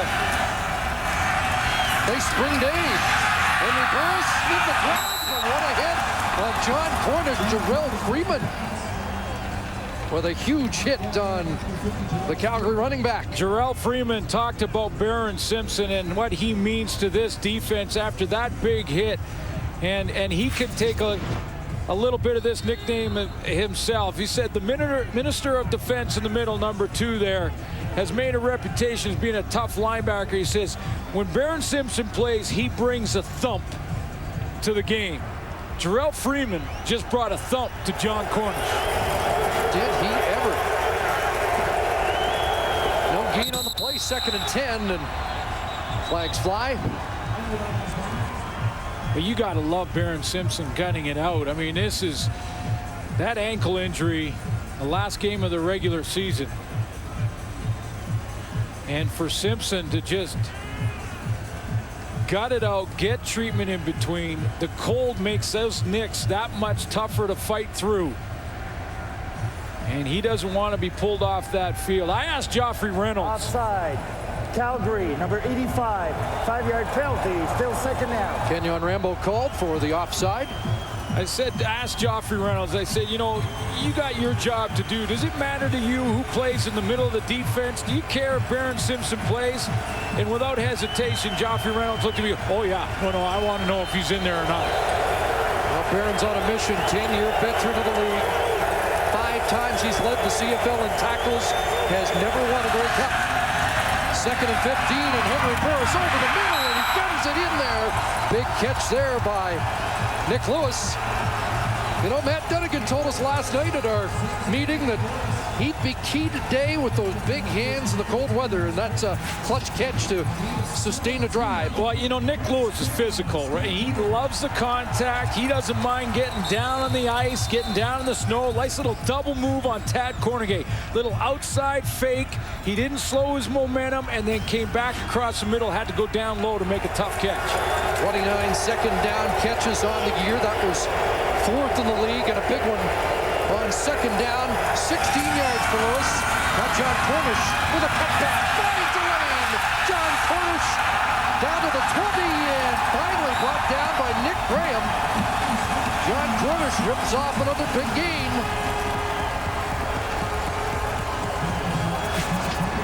And guess who's leading the way for John Cornish, the tailback in the backfield here? It's going to be big number 82 who's getting involved in this offense. You're going to see him in a second. Here he comes. Now 82, the guy that John Huffnagel described as a truck with no brakes going downhill, is going to lead the way for his running back. Over 1/4 of John Cornish's carries this year for 10 yards or more, and he just ripped off 28 on that rush. First down Stamps. 5 receivers out. Now Cornish releases. Burris looking downfield and incomplete. I'm a little surprised that Henry Burris has not taken off and run the football that much at all. I mean, he had another chance there to go ahead and run, probably pick up 7, 8, maybe more. He is a very good running quarterback, and like Durant, I believe he's at his best when he's mixing in the run and the pass. In 3 games this year, the Calgary Stampeders against Saskatchewan, Henry Burris had 72 yards rushing, 1 yard in the loss, 71 of them in the 2 wins. Couldn't hook up with Landon Talley on that one, setting up 2nd and 10. Lewis stays in the block, but pressure, and it's incomplete for Cornish as Kitwana Jones came off the edge. And the field goal team has to come on for the Stamps. Kitwana Jones has the perfect lane here. Underrated defensive player in this team.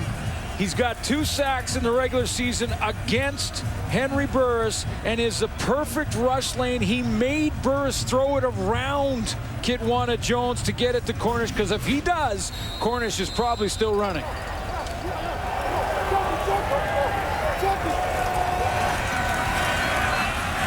So Rob Maber from 25 yards out. And Maber puts it through, and Calgary back in the lead. 15-14 early 3rd quarter. Wanted to salute one of the men and women in our Canadian forces, and we want to continue that in the playoffs. So meet Lieutenant Phil Durand of the HMCS at the Baskin as he checks the bearing during recent task group exercises in the Atlantic Ocean.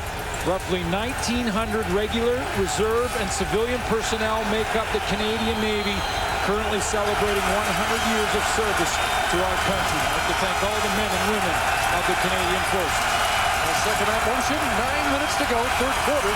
All the points have been scored at one end. Here's Wes Cates heading the other direction. And Cates with a good run of 8 yards on 1st down for the Roughriders. How do you get on TSN? Well, when the wind chill's minus 26 and the shirts come off, and I tell you what, they've got to have some antifreeze in them right now. Wow.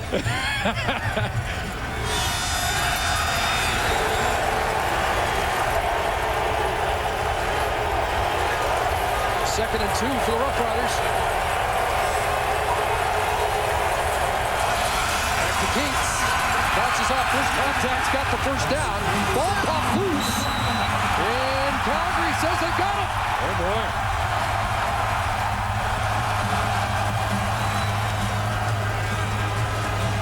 Couldn't hear a whistle initially. Cates spun off first contact. It is Calgary football. Well, we're going to have to take a look at this. And I didn't hear a whistle either, Chris. And it looked like Cates was spinning, trying to get an extra yard or 2. Now, my question is, and I'm sure Rider fans are wondering, was Wes Cates down by contact? So the contact is made there. His elbow goes down. When does the ball come out? Well, I think we'll see the challenge flag, and it already is out on the field after that look. Justin Phillips with the tackle. Was a fumble followed by a recovery by Calgary. Oh, that ball might have been coming out. And so Jake Ireland's going to have to take a few different looks here to determine. Any part of the body except the hand or feet touching the ground constitutes the player being down by contact if contact was made obviously prior to him on his way to the ground. So let's take the reverse angle, take one more look at Wes Cates. It's that close here. And this is a big... Saskatchewan is challenging the ruling on the field of a fumble. Knee down there. Will be reviewed. You just have to actually stop it just as the ball comes out or just before the knee touches. Let's take one more look. And I'm wondering about that left elbow as well, Chris. Very close as, again, Justin Phillips with the tackle. Cates would have the 1st down. He's got possession there. Now, the elbow's on the ground there. It's just hard to tell because of Jawan Simpson's blocking the shot a little bit. Let's take one more angle from a different look.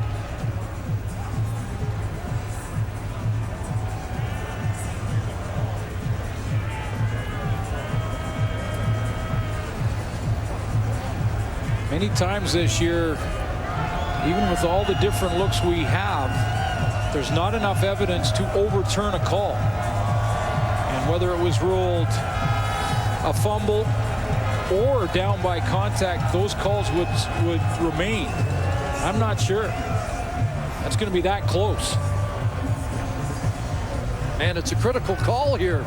Either first down Saskatchewan or Calgary takes over in Rough Rider territory. Oh, absolutely. And you're talking about a game like this with the conditions continuing to deteriorate. Field position that much more important. Would be the first fumble lost in the game, so credit both teams for stressing ball security so far. Keats staying out in anticipation that it's going his way. It looked to me like Cates' left elbow was the first to touch the ground, and the question was there a shot that showed the ball coming out prior to that elbow touching? Cates mentioned yesterday he was going to go without sleeves, as many of the offensive players have, for a better feel of the football. And right now, both teams are trying to influence the officials by putting both offenses on the field. Calgary's got their offense out there. Saskatchewan's got their offense out there. They're trying. It doesn't matter. You think Jake Ireland's checking that out? I don't think that matters. He's got. But he's taking his time on this one. They've got to look at, this is a very important call, and they're going to take a good long look at this, and I don't blame them. That was tough. It's going to be a tough call to make.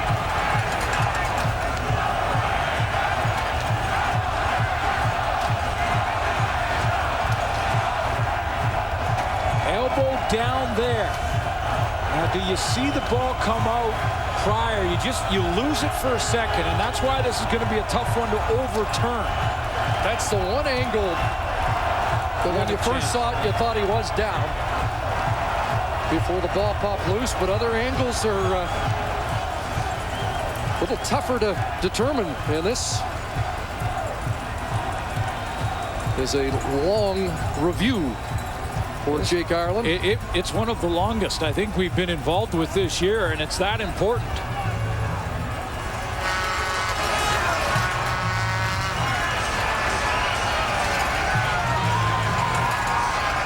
We're told 5-minute review. I think back in the initial early stages of review, it was a determined time limit, but. Well, it is, but you know, I know the importance of this one. They're trying to get it right and take a long look. They also have to be concerned with the players, though, because they've got to try and kind of stay loose and stay warm here. You move into that 5-minute mark without moving around too much, you start to freeze up.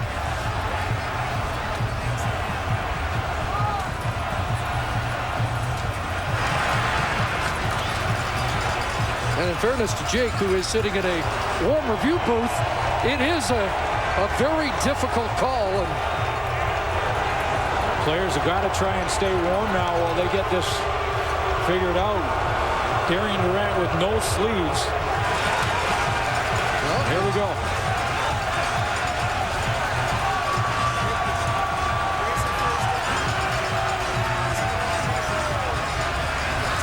I think if I could read lips, I think he said, is it a first down? Well, it's a first down one way or the other, because Keats was down across the 45 where he had to get to. That would indicate it's going to be Saskatchewan football. Well, if he's asking if that was first down gained, then that means they're overturning it. Let's see.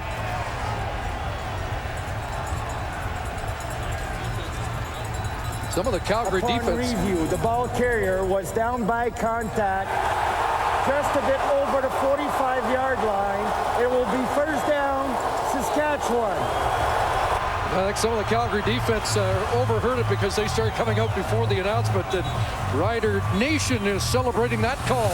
I just wondered about that elbow. That elbow looked like it came down.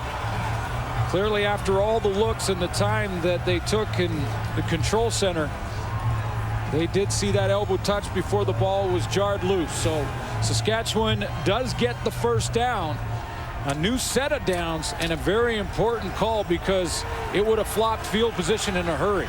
turnovers remain even. And as Schultz mentioned, you wonder if a turnover is going to be the deciding factor in a evenly played contest so far. I wonder if those guys shouldn't have huddled up with the heater with that over 5-minute review, but now they go back to work.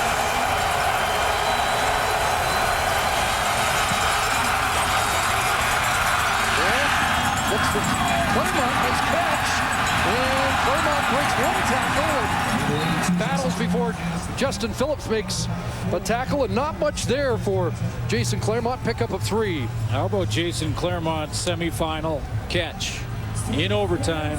His first touchdown as a Saskatchewan Roughrider, his first touchdown in over 40 games, and it was a huge touchdown in overtime to get his football team to this West Final. You could just see in the last few weeks of the year, Claremont becoming a more important part of this Roughrider offense. 2nd and 7. 6 receivers out for the ramp, and underneath there is Getzlaff, breaks a tackle, has a first down. Brandon Isaac pulls him down. The initial contact was short of first down yardage, but Chris Getzlaff has been a handful this afternoon. Well, I guess we shouldn't be surprised that one of the toughest players out there in this cold has been Chris Getzlaff, who comes on a crossing route here. He's going to work underneath of Jason Claremont, who tries to get a rub on the linebacker there, Juwan Simpson. Just gets enough of them. Getzlaff breaks the tackle. You know, it almost like he has a little hockey tough in him. Oh, I we think would get that. I wonder how that had happened, and I'm sure Ryan's trying to keep tabs on this game. Getzlaff has had a terrific 6-catch game so far. There is an injured Calgary Stampeder on the play, and it's Keon Raymond who has been, for the most part, covering Getzlaff on the day, although I don't believe on that last play. Well, that's been the matchup. They put Keon Raymond right on Chris Getzlaff, Brandon Browner on Andy Fantus, and Dwight Anderson on Weston Dressler.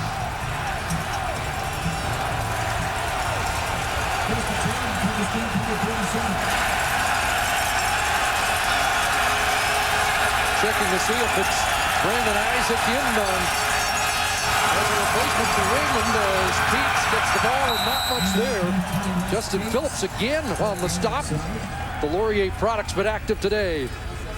Important down here in 2nd and long. Chance for Calgary Stampeders. Brandon Isaacs made some plays as a rotation player and an extra defensive back, so he's comfortable coming in on that defense. A big down here for Ken Miller's offense, trying to move the chains, but more importantly, that call changes things for him to get that field position. Chris Jones normally will blitz and play man-to-man in this situation. Another 2nd and long, and here come the Stamps. Showing pressure, Durant's got Getzlaff again. First down inside the 30. 7 catches, and again, we mentioned the first half, he had 201 in a game earlier this year against Calgary. Andy Fantus will find ways to contribute. That's the type of football player he is. If he's not a part of the passing game and they're going away from him for the ball, he can do other things to help out. He steps in, makes sure he seals an inside gap to give a lot of time to Darian Durant. But watch these blitzers for Calgary. They're not coming hard. They're waiting. They're a little worried about Darian Durant running out of there and taking off.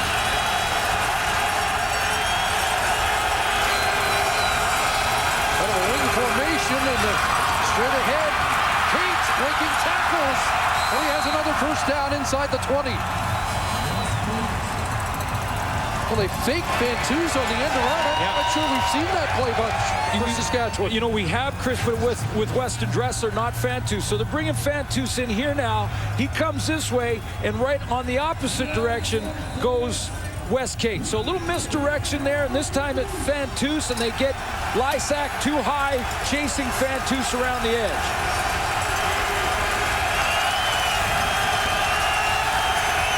Four Roughriders in the backfield, 3 now scatter. First down, quarterback draw. Darian Durant pulled down inside the 10, close to another first down. Got to get one block in there because I think it's Malik Jackson, the linebacker, that's going to try and spy on Darian Durant. Pretty much Calgary has left one of these linebackers sort of waiting in here to see if he's going to take off and run. This time it's Malik Jackson, but watch Wes Cates, number 20. He steps up in there, seals it for his quarterback to pick up another 4 or 5 yards right down the middle. 10 for Durant to first down. He is now looking at first and goal. Durant 4 carries, 41 yards on the day. And he looks into the end zone. He wants Getzlaff in the battle, and it's knocked down. Milton Collins was step for step that time.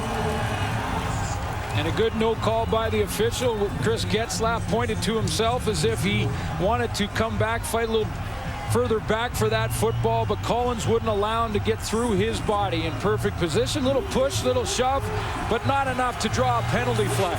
And I think it's a good decision by the officials in this case because both players determine the outcome here, and Milton Collins is in great position on the inside. There's a little push, little tug.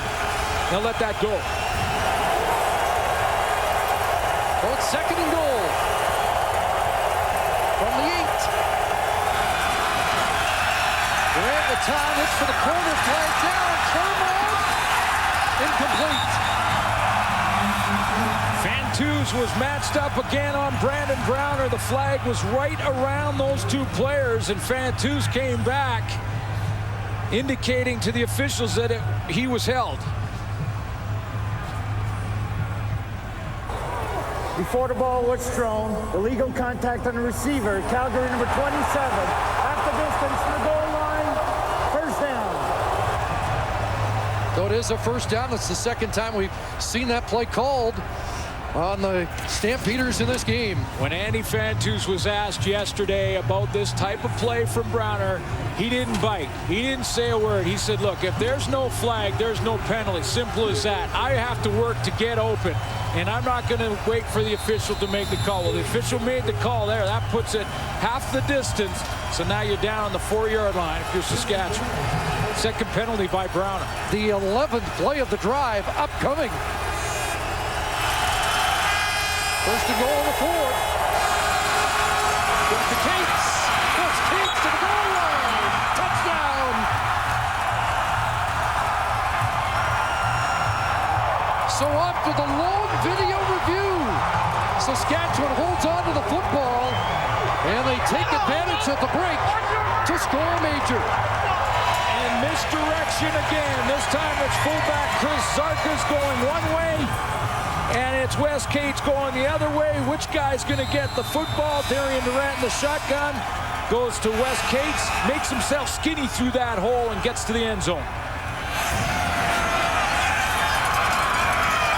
The old cross buck and Wes Cates, the touchdown leader this year. Problem. Warren Key's going to get brought down as he threw it incomplete. So they botch the single, and it's going to be a 5-point Rough Rider lead. How big will that be at the end of the day?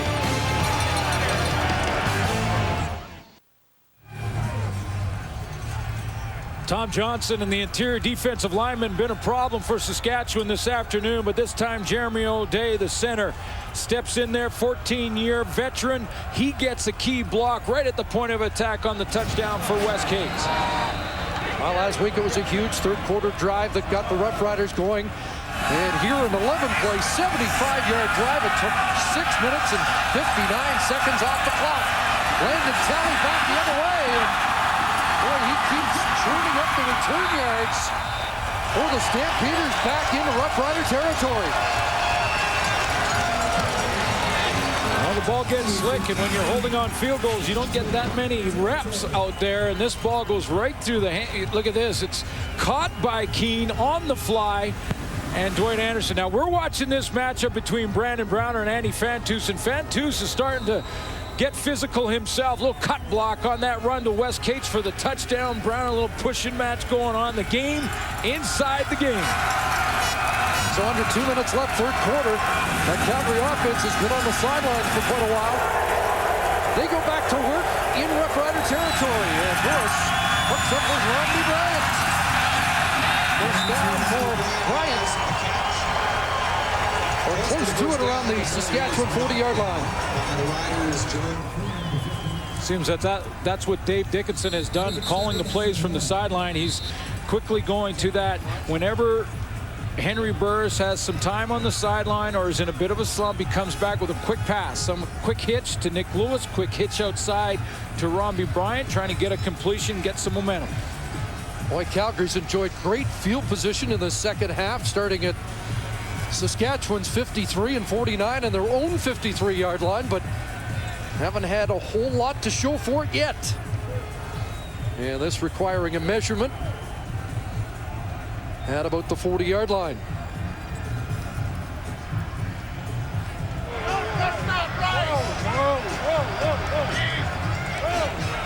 Andre Prue trying to get control of things here. Hold the ball here. We'll reset it. Something is wrong. Something's wrong. They got him. Because it should have been within inches. And they're going to take it back and reset. And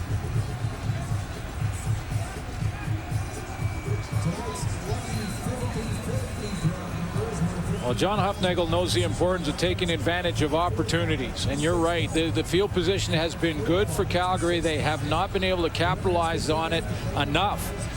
And how important was that challenge by Ken Miller on the fumble, or what was called a fumble by Wes Cates that was overturned, first down Saskatchewan, and leads to a Wes Cates touchdown.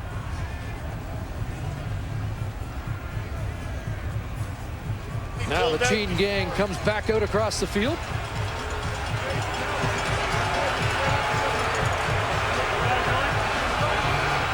It is never dull when these two teams play, is it? 3 games this year, Chris. They've combined for just shy of 3,000 yards of offense. That's close to 1,000 a game, obviously. 978 to be exact. 200 points scored.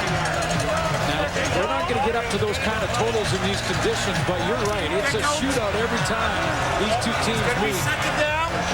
Well, it is about a yard away from a first down. We had an overtime game last year, an overtime game this season. 5 points the difference here in the late stages of the third quarter. Now, in short yardage in the regular season, the Stampeders will bring in Drew Tate, a backup quarterback. He has gone off the tackles a couple of times for in situations like this for big yards. Well, here's Tate, who has been on the sidelines throughout, and he has been automatic for the most part this year, but you wonder in these conditions coming in. And he is able to push forward and should have the first down. Drew Tate, who just signed a contract extension, the quarterback of the future in the Calgary Stampeders scheme of things. Although Henry Burris isn't going anywhere yet. And I think some might have been surprised that Drew Tate didn't take advantage of free agency to look for a starter's job, but he said he just had too many reasons to stay. Yeah, you know, sometimes the grass isn't greener. I mean, you know, he's going to wait his turn, and when it comes, he'll be ready. I think he likes his head coach, too. Punch formation wide side for Calgary. First and 10. Give it to Joffrey. Big hole. Really straight ahead. And he's got a first down at the Roughrider 26. I think the design of the defense going the opposite direction that Joffrey Reynolds went. All it takes sometimes is a step to get yourself a little bit out of position. Joffrey Reynolds takes the step that way, and then look at that nice smooth cutback. And now in these kind of conditions, it's awful tough for a guy like Barron Simpson, who is as badly nicked up as he is, to make up that ground. Joffrey Reynolds, who averages 89.9 yards a game every time he's played Saskatchewan in his career. That's best among the franchises in the league. The only one he had more success against was Ottawa. And even this year, over a yard more a carry against the Roughriders than any other team he plays. But, you know, that's a good run for him. But in that first half, the Saskatchewan defense really talked Calgary out of the run. And there goes Barron Simpson now, who is just gutting it out. I mean, He can barely put weight on that leg, and when it's this cold, every one of those nicks hurt that much more. You know he had to get some help to numb the pain before they even started the game. Said he might have been 60% last week, 85% started today. Probably not there now. Final play, third quarter, barring a penalty. And a first down as Burris gets ready to load it up, and he's trying to stick to the football, but got back on it. Final play of the third quarter. The Roughriders with a 5-point lead.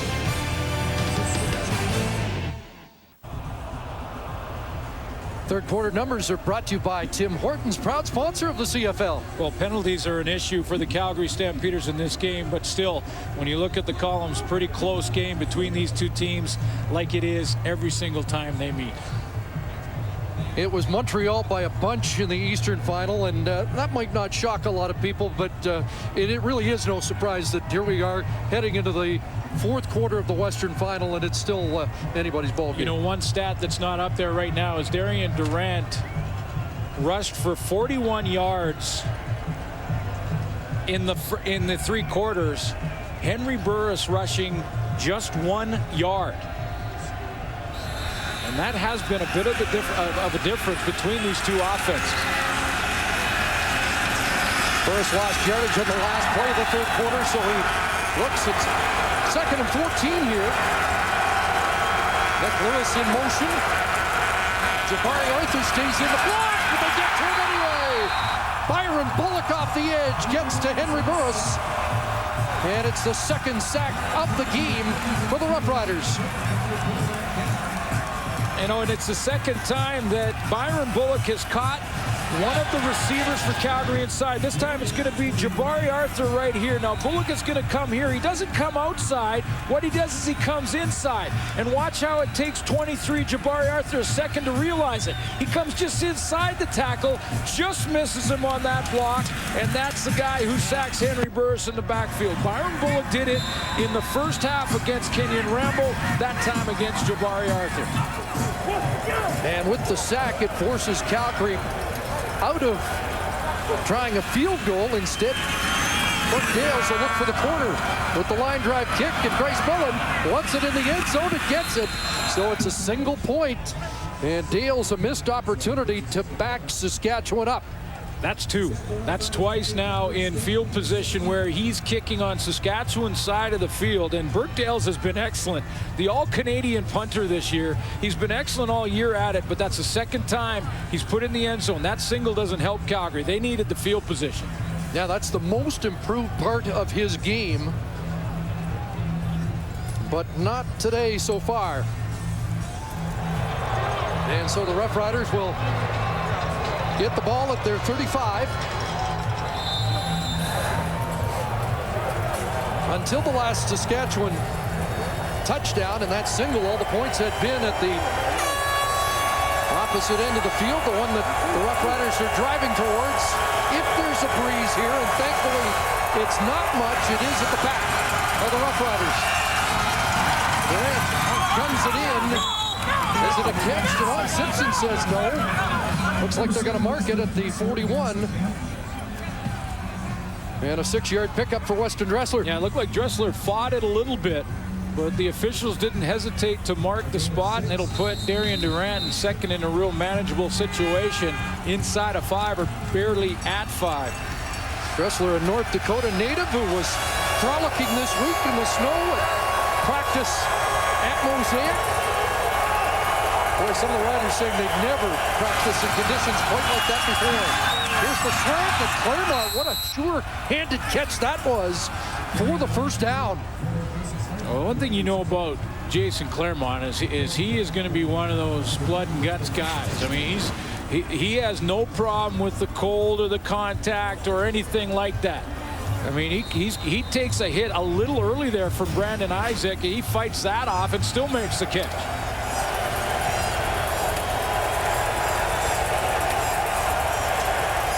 So a fresh set of downs for the Roughriders at their 45. That one swung out to Dressler, but pressure was coming up the middle from the safety, Wes Lysak. Well, it's been fun just to watch this one-on-one matchup. I mean, a game of football is the ultimate team game that comes down to 12 one-on-one matchups. You win enough of those, you win the play. You win enough of plays, you win the game. Fantus and Browner have been battling. Safety blitz that time by Lysak, and we haven't seen that much today. The Calgary Stampeders used to do it a lot, and Darian Durant took advantage of it enough that they've discouraged it.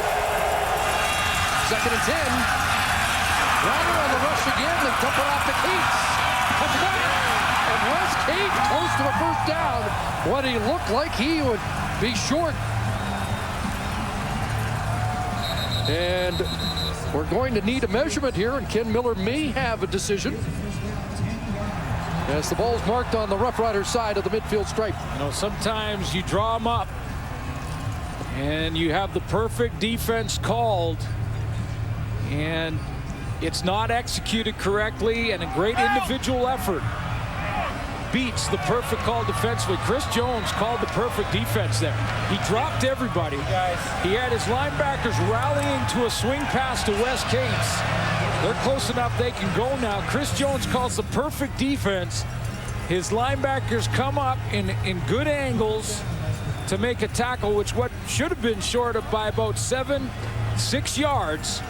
And Wes Cates makes a tremendous cut to the inside and gets it into a 3rd and real short 3rd and inches situation. Well, the big boys will hunker down now. Roughriders have to push that football across midfield and into Calgary territory to get another set of downs. And there's the portion. It's a good one. Jeremy O'Day, the Western All-Star center, and Gene Makowski, who spoke to the team this week. 16 years in the league, and he told his teammates, I don't have many more opportunities like this. Let's make the most of it. Played in 14 playoff games in his career, 5-time All-Canadian. Outstanding offensive lineman twice, and Gene Makowski knows that these opportunities don't come along all that often. They want to get back there. And he did mention the practice earlier in the week, the worst conditions in his 16-year career. Double tight ends, Durant short drop, and that one knocked down by Charleston Hughes. Again, you know, you talk about play calls and how you could have the call you want. I mean, Dan Goodspeed blocks Hughes here and does his job. The call looks like a good one. Little dump pass to Jason Claremont, but the play made individually by Charleston Hughes. So Doug Barry in this case calls the perfect play, but it's knocked down by an individual effort. 2nd and 10, Roughriders. Here comes the blitz. Durant will get it away deep, and that ball too far for Chris Getzlaff. Boy, and Darian Durant had just enough time there because Juwan Simpson went on a linebacker, middle linebacker blitz along with Wes Lysak, the safety. Lysak's here, and look at the middle linebacker coming. Now they just get a piece of Juwan Simpson, just enough there. Wes Cates, he's going to take a hit for the team on that case, get in the way of Juwan Simpson. There was time, but just misses. Darian Durant just misses Getzlaff. Landon Talley's been dangerous today. Eddie Johnson gets set to send it deep for Saskatchewan.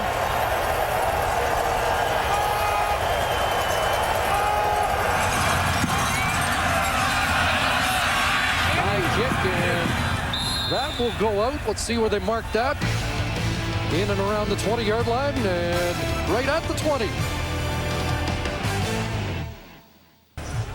10-18 left at McMahon, 4th quarter. Back to the sidelines. Farhad Lalji. Yeah, guys, it doesn't look good for Barron Simpson. The team says there's still a chance he might come back, but when Barron caught my eye, he shook his head and gave me a thumbs down. He's been sitting on the bench in front of the heater for a while. He just got up only to put on his jacket. He's not even trying to loosen up his leg at this point. Hoping he can reload for one more week, but a lot of work to be done yet if that's the case. 4 points, Saskatchewan lead. There's Henry Burris to work, and there's Nick Lewis. And he'll be bumped out of bounds, short of the first down. 5 catches for Lewis on the day. So Mike McCullough will have to play the rest of this football game for Barron Simpson in the linebacking course. 6 tackles for him in the Western semifinal against the BC Lions. And he's also a coach. He's also coach on the field and a leader. He gets them lined up right. He knows all the assignments. A smart football player who will not hurt you. 8-year vet in his 13th playoff game.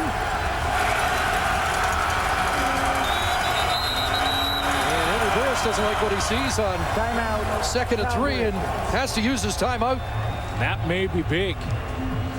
And Mike McCullough there just moved from one spot in the linebacking core to the outside edge, and it's right then that Henry Burris called the timeout. And I'm wondering if he was just trying to disguise something in the call to get it out there.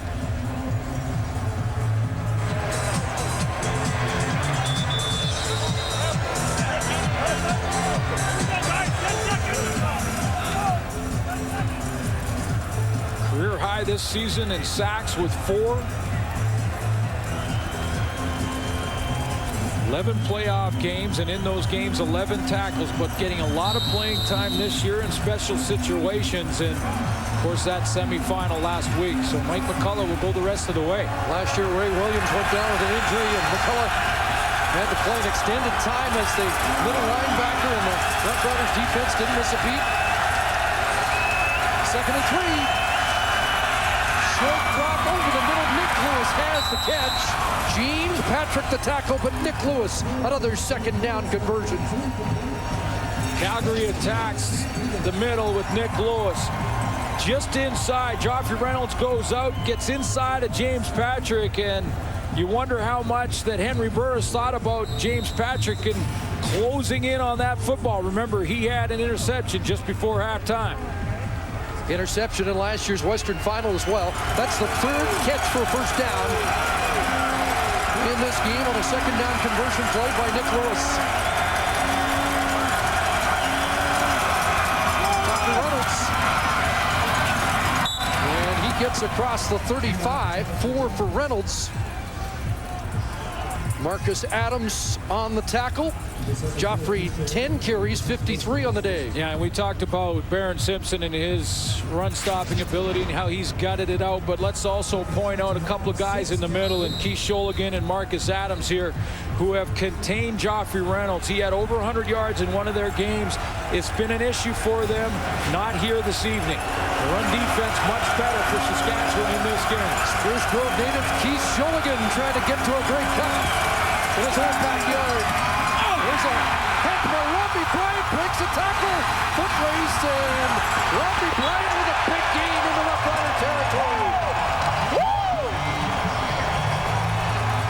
First game of the season between these two teams. Robbie Bryant had 7 for over 100 yards and a couple of touchdowns. Been pretty quiet in this game here this evening, but he's starting to break loose there. He sees the natural cushion. And I'm a little surprised that Calgary hasn't gone after that matchup a little bit more.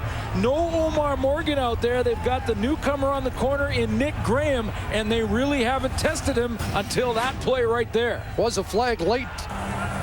After the play was over, objectionable conduct, taunting, Calgary number 83. This is a 10-yard penalty. First down. Boy, there's a costly penalty after a 36-yard play that'll inflame the head coach. 13 penalties on the day for the Stampeders. Well, you know, yeah, I'm a little surprised that that drew a penalty flag, to be quite honest. It is the Western Final, and I mean, that gestures something is not uncommon. Here's pressure on Burris. He gets outside. More pressure coming. Freeman's got him and brings him down. Jarrell Freeman with a sack. And that's the 3rd of the game for Saskatchewan. You know, some guys, when it's 25 below, you can tell that they're cold and they're They're showing a little bit. They put a lot of underclothing on. They've got the long sleeves on. They got the thermal stuff going. I get the sense that Jarrell Freeman has no problem with the cold. I mean, he's just playing football. He's having a great football game this one. He's secondary contained on Henry Burris. He had to drop in coverage first. Then he comes up. Look at no sleeves on him. He barely got his jersey on anymore. He's gone. So first the penalty on Bryant. Now a 9-yard loss. And they're back on their own side of midfield. 2nd and 19. Burris with time. Loading it up. He wants Robbie Bryant. And that ball falls incomplete. Well away from the intended target. So Bryant with a big gain, but then a costly penalty. And Calgary now has to kick it away. Boy, penalty's a problem. You heard John Hufnagel talk about it at halftime when they came out. That's what he talked to his team about discipline and composure. And he is not happy with the penalty Robbie Bryant took on the sideline. Now, I think it was one that really shouldn't have drawn a penalty flag when you're just flexing your muscles like that. I mean, there's taunting and then there's just celebrating. He looked like he was celebrating. However, don't put it in the opinion of the officials. That's Dale Fruit. There's Grace Mullen. And Grace Mullen runs out of real estate at about the 25. Rough Rider football when we come back. Clock!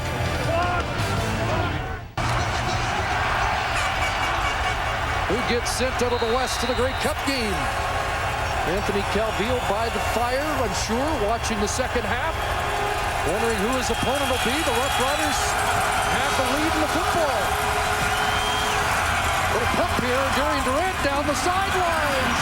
And that ball out of bounds as he tried to hook up with Gary Koch. Darian Durant looking to put together a nice long drive here, finish with points, and try and finish this game. If he wants to, Chris Getzlaf could be a target he looks to. Big game for Chris Getzlaf with the matchup. They're taking advantage of Getzlaf on Keon Raymond. Bunch of big catches, some tough running, good route running in the open field. With Fantus covered by Browner. And Dwight Anderson taking Weston Dressler. It has been Chris Getzlaf. Raymond out of the game now, and Rick Collins has been handling Getzlaf. 2nd and 10. Durant over the middle, wide open. There's Chris Getzlaf once again. Over 100 on the day.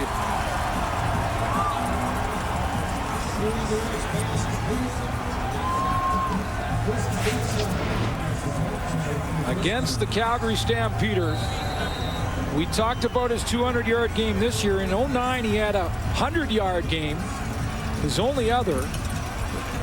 110 tonight against Calgary. He's had one in 08 for 74. That's his 4th best of his career. 110, his 2nd best. All against Calgary. 6 catches for a first down, and they don't get the playoff here. Time count violation. And they'll have to march backwards. You know, Getzlaf only had 1 catch last week. A big one. And they might not be here if he didn't make it. Time count violation. Saskatchewan number 4. 5-yard penalty. Still 2nd down. You know, not only that, Chris, but when I talked to some of the Rough Riders yesterday about, first of all, Getzlaf and that catch, and they agreed that that was a big one on first down in overtime. It got the ball to Claremont on the next play for the touchdown that won it. Getzlaf made a huge block on Claremont's touchdown as well. Doesn't make the catch. They would have been looking at a 42-yarder to tie the game. Quarterback draw for Darian Durant. And he takes a hit and gets to the 45 and has 6. I really think this has been sort of one of those quiet difference-making plays where Darian Durant decided early in that 2nd quarter to start running the football. As he, you know, he's not going to have one of his best running games, but it's just enough to keep the defense honest, something that Henry Burris just has been reluctant to do all game long. Burris, the MOP candidate out of the West. He has a Grey Cup. But Darian Durant is 5-2-1 head-to-head in his career against Henry Burris. 2nd and 9. That ball batted down, tipped at the line, and boy, that's been happening with frequency in this game. Tom Johnson. Tom Johnson's doing his thing. You know, I once had a coach tell me, well, you're like a painter, and at the end of a game, you have to decide whether or not you're proud enough of that painting that you'll sign the bottom. Win or lose, Tom Johnson can sign the bottom of his painting. You have one knockdown on the year. Believe that could be 3. That's 3 in the day. That's 3. Wow. Eddie Johnson. And here's Talley. Boy, makes you think every time he could break one. And he's got another good return up close to the 50-yard line. Landon Talley trying to kickstart a comeback for that trophy.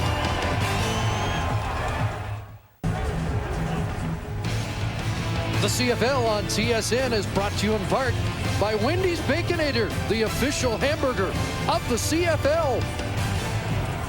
And by Rona, proud sponsor of the Canadian Football League.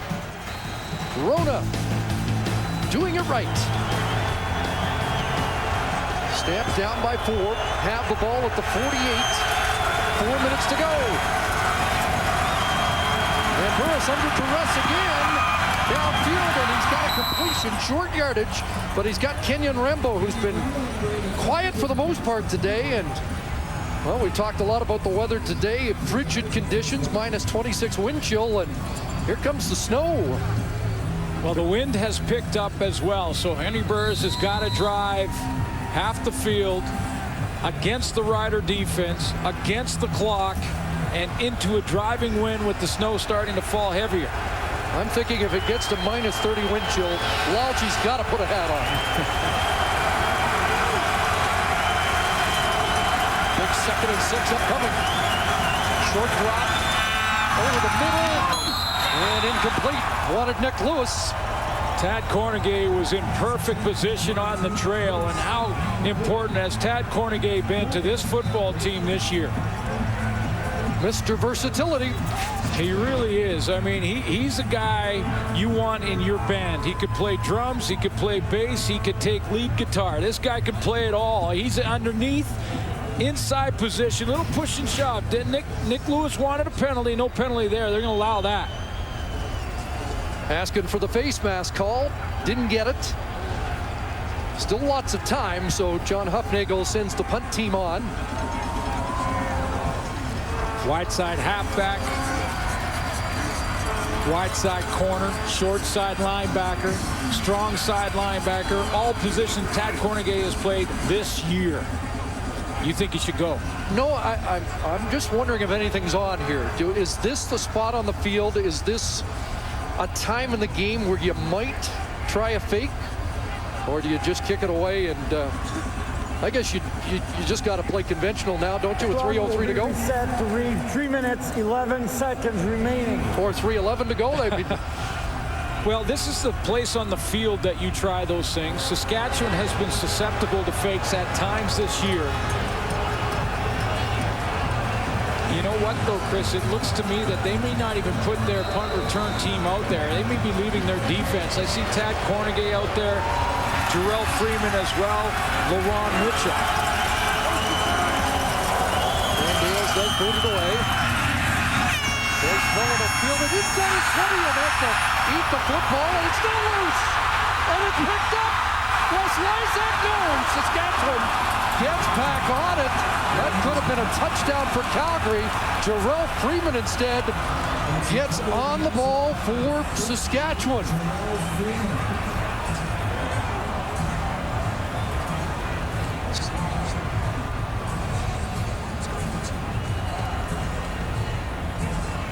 So that we'll get a ruling here. Is that 2 or 1?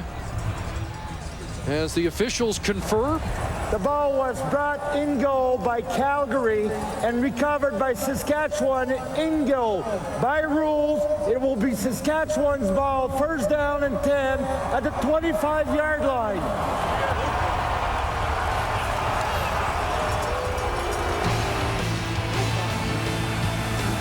So Roughriders with the football at no points.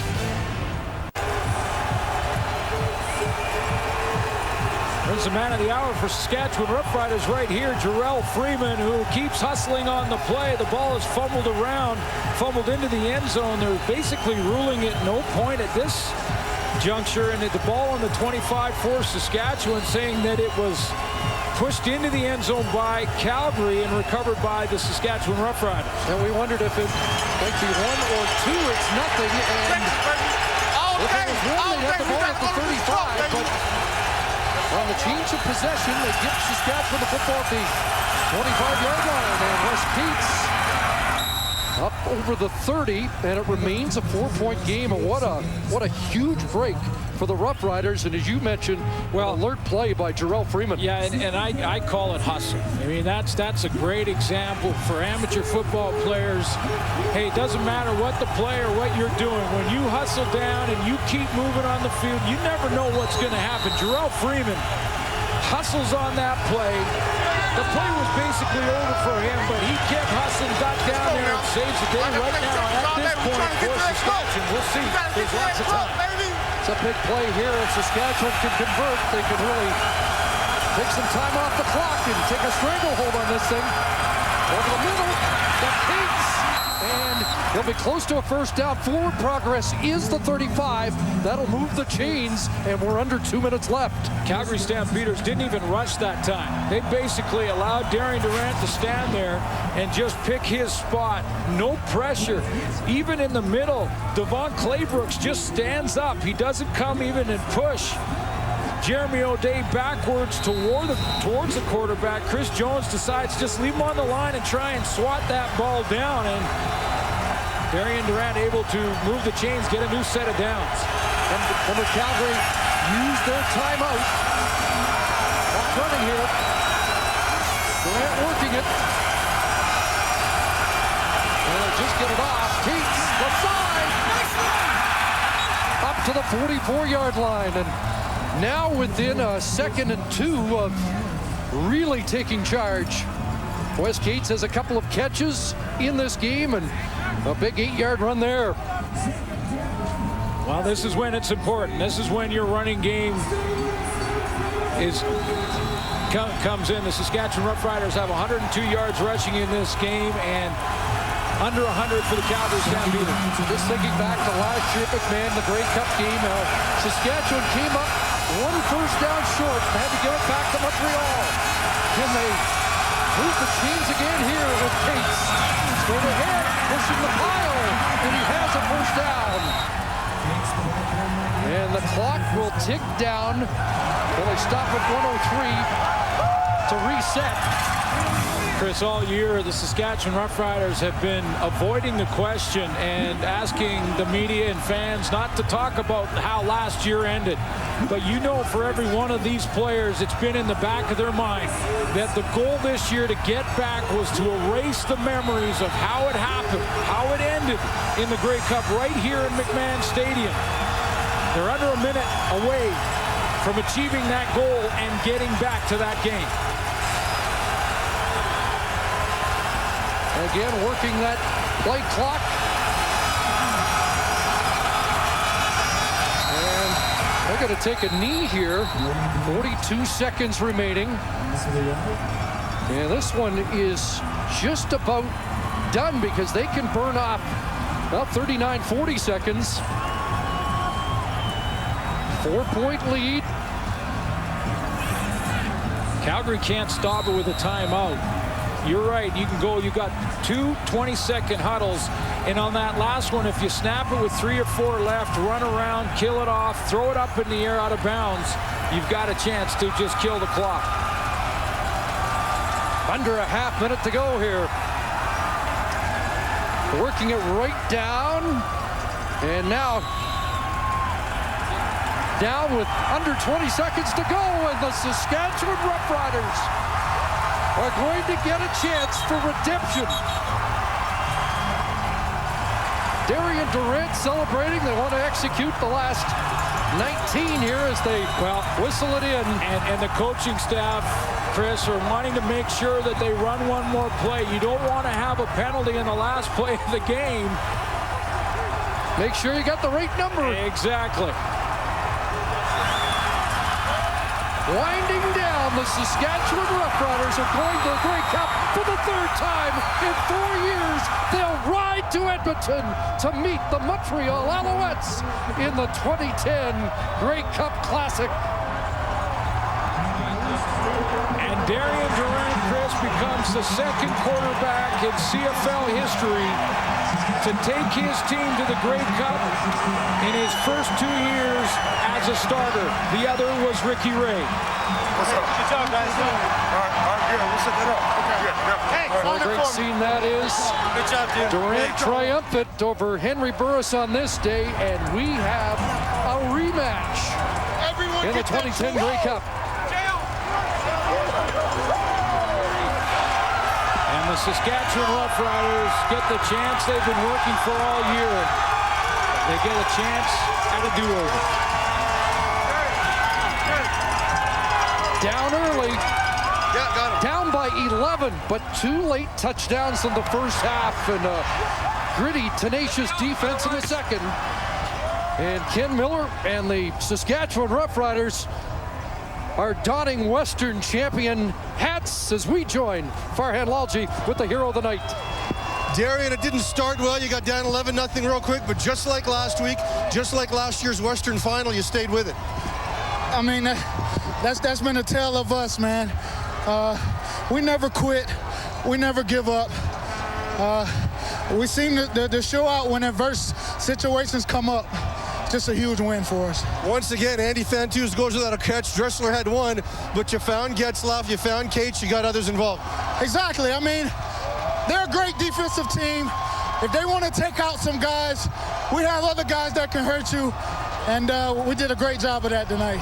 Protecting the ball has been such a big deal for you the last 2 games. You threw the 1 interception, they scored, but after that, you really seem to control things. Yeah, I mean, you know, if you turn the ball over in crucial games like this, you're destined to lose. And after that 1 interception, I told myself I'm not going to hurt this team anymore. You know, I'll take a sack, I'll throw it out of bounds, and, you know, we came out victorious. Darian, you're back in the big game. I mean, last year was so devastating for everybody. How much is redemption a factor in just getting it done right this time? Well, I mean, we just wanted to get there. We took care of that. You know, we'll worry about the rest later. We're going to enjoy this right now. Thanks a lot. Congratulations. Thank you. Chris? Thank you, Farhan. Congratulations to the Roughriders. You know, back on Canada Day, one of the great games ever played, 54-51. Saskatchewan in overtime over Montreal. And who'd have thought we'd be headed to Edmonton in a Grey Cup game that will provide a rematch between those 2 teams who thrilled us last November, and we'll do it again next week. True definition of a team. Maybe not Andy Fantus, maybe not Weston Dressler. This time it was Chris Getzlaff. This team comes together. Well, Chris Getzlaff had a spectacular day, and he is with Farhan Lalji. What is it about the Calgary Stampeders that works so well for you? You know what, I don't know what it is, to be honest. You know, they give us a lot of opportunities how they play defense. I mean, they leave some man-to-man coverage out there because they really like to bring the blitz. So, I mean, you got to be able to make advantage of those opportunities. For you personally, they spend so much time with Browner on Fantus, and they lock up Dressler with Anderson. I mean, do you relish this opportunity to show, hey, maybe they ought to pay some attention to you too? You know what, I think you have to. I mean, obviously, they got some really good cover guys, and they did a good job, but you got to rely on some other people to beat man coverage, and we were able to do that. You were part of a Grey Cup team a while back, but last year it didn't happen the way you want to. How important is this one to you, getting back to the big game and being part of a winner? Can't wait. Nothing but excited right now. Defense played amazing. Our hats are off to them today. Last thing I'll ask you, it's a cold day. I know Ryan's a tough guy. Could he have done this today? Absolutely, he could have. Thanks a lot. Enjoy the week. Thank you. 5th straight playoff win for Saskatchewan over Calgary, the 4th in the last 5 years. And our game story in this Western final is brought to you by Mr. Lube. Well, what a game it always is when these 2 teams play, and we've got a little bit of the story from both teams. The Riders rallied, 2 touchdowns in the last 2 drives of the first half. You know, an interception by James Patrick, a big play as well. And the TD drive into the win, 11 plays, 75 yards. And you know what, Chris, the other thing that I would add to that is did just over 40 yards rushing by Darian Durant. I always think that really hits some sort of switch for him. It puts him back in that groove. It also keeps a defense guessing. Henry Burris didn't do it in this game. Darian Durant did. Some key first downs for Wes Cates, too, standing by with Farhan. There was so much Calgary's running game coming into this game, but really it seemed like your running game with yourself and Darian made the difference today. Yeah, I mean, we just came with a game plan. We knew we were going to run the ball some, but we still did a good job through the air. But, yeah, we wanted to make sure to establish a run game on the ground, man. God is good. Came out here, two tough teams came out and played their butts off in some crazy conditions, man, and gave everybody a show, man. Just a blessing. I'm happy that nobody was really injured, and we just had that type of effort. Talk a bit about the sequence where they first ruled that you would fumble the ball, they replayed it, they reviewed it, gave it back to you, you were off the field for a while, and then you cap it off with a touchdown. It was a weird situation. I knew I was on the ground, but, you know, sometimes things happen so quick, you know. The refs don't see everything, and I was hoping that they didn't have inconclusive evidence and give Calgary the ball, which it turned out in our favor, and then we finished off the drive with some great plays, mixed it up, and finished it off with a run. And then late in the game, when you've got just under 3 minutes and you've got to be able to grind it out, you were able to do that as well. Yes, sir. The O-line did a great job, you know what I mean, just getting a hat on the hat, and receivers were getting downfield, getting some blocks, and I was just finding the holes, man, and moving the sticks. Look ahead to the Grey Cup and the opportunity to put number 13 behind you. Yeah, we definitely we got some unfinished business, so we're excited. Hats off to Calgary. They come out and played a great football game, but we're on a mission, man, and we got some unfinished business. So next week. Thanks, Wes. Thank you, Chris. Well, that call last year was the 13th man that cost the Roughriders. The call that Wes talked about today went in the Riders' direction, and it will be talked about a lot here. It was a very difficult call to overturn, but on a challenge. The Riders maintained possession of the football on what looked like a fumble, and they drive the field for a winning score. And the Calgary Stampeders, a 13-win season. They got the bye to the final. Henry Burris, though, now 0-4 against his old team in the postseason. Well, what a thriller it was. 20-16. Roughriders win it in the Western Final. Let's head back down to the field. Dave Randorf with the trophy presentation. I am surrounded by guys who are going back to the Grey Cup. The Saskatchewan Roughriders are going back to face the Montreal Alouettes to make the official presentation for the West Division Championship. Here is the Chief Operating Officer from the Canadian Football League, Michael Copeland. On behalf of the Canadian Football League and our Board of Governors, it is my pleasure to present the 2010 Western Division Championship Trophy to the Saskatchewan Roughriders.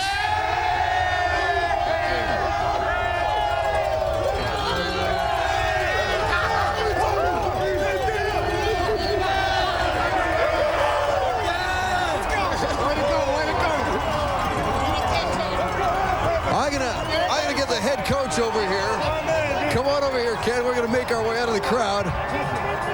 Here we are. I got the head coach, Ken Miller, with me right now. Ken, you're going back. After all the heartbreak on this field a year ago, tell us how you're feeling. Well, I'm just so proud of this football team. What a great team effort that was. Great defense, played some offense pretty good at times, and we got the job done. I'm just so proud of us. It's all about mental toughness and just being a great team. Tell us about the decision to challenge the call of the third quarter on the fumble by Wes Cates. Well, I thought he was down, and then the players said, "Coach, he was down," and so there wasn't any choice. I had to make that challenge. How difficult was it under the conditions with the weather here today for all the players concerned? Well, I'll tell you, we practiced well in the same kind of weather, so I'm not surprised that we played well in it. You're going back with a chance for redemption against the team that took it from you a year ago. We're really looking forward to that opportunity. We'll see you in Edmonton, Coach. Thanks so much. Ken Miller and the Saskatchewan Roughriders win 2016. Back upstairs to Chris and Glenn. Thank you, David. A much different story here at McMahon for the Roughriders than last November. Time now for the TSN turning point, and this was a huge one as well. Yeah, you never know what play is going to be a difference maker. You got to play hard on every one of them. Jarrell Freeman on this fumble by Ryan Greismullen on a punt return, hustles to the football and saves the day for Saskatchewan. If Calgary recovers that in the end zone, they take the lead. They don't when Jarrell Freeman hustles back. What a game for Jarrell Freeman. The TSN turning point is brought to you by Wendy's Baconator, the official hamburger of the CFL. So it is Saskatchewan and Montreal. They split their two games. We mentioned the unbelievable Canada Day season opener. Alouettes prevailing in Montreal, and we get to see the same matchup as a year ago. Darian Durant now leading his football team to the championship game in both of his first 2 years as a starter for the Saskatchewan Roughriders. They get the rematch that they've been thinking about all season long. They haven't wanted to talk about how it ended last year, but they've been thinking about it. It's been in the back of their mind. They're going back. Well, a team that lost 4 straight late in the year, Rider Nation, was losing faith, but Darian Durant and the Roughriders battle back, and they're headed to the 2010 Grey Cup, where they'll meet the Montreal Alouettes, winners today earlier decisively over the Toronto Argonauts. Montreal, Saskatchewan, the 2010 Grey Cup next Sunday. So long from McMahon Stadium. Football Night in America is next.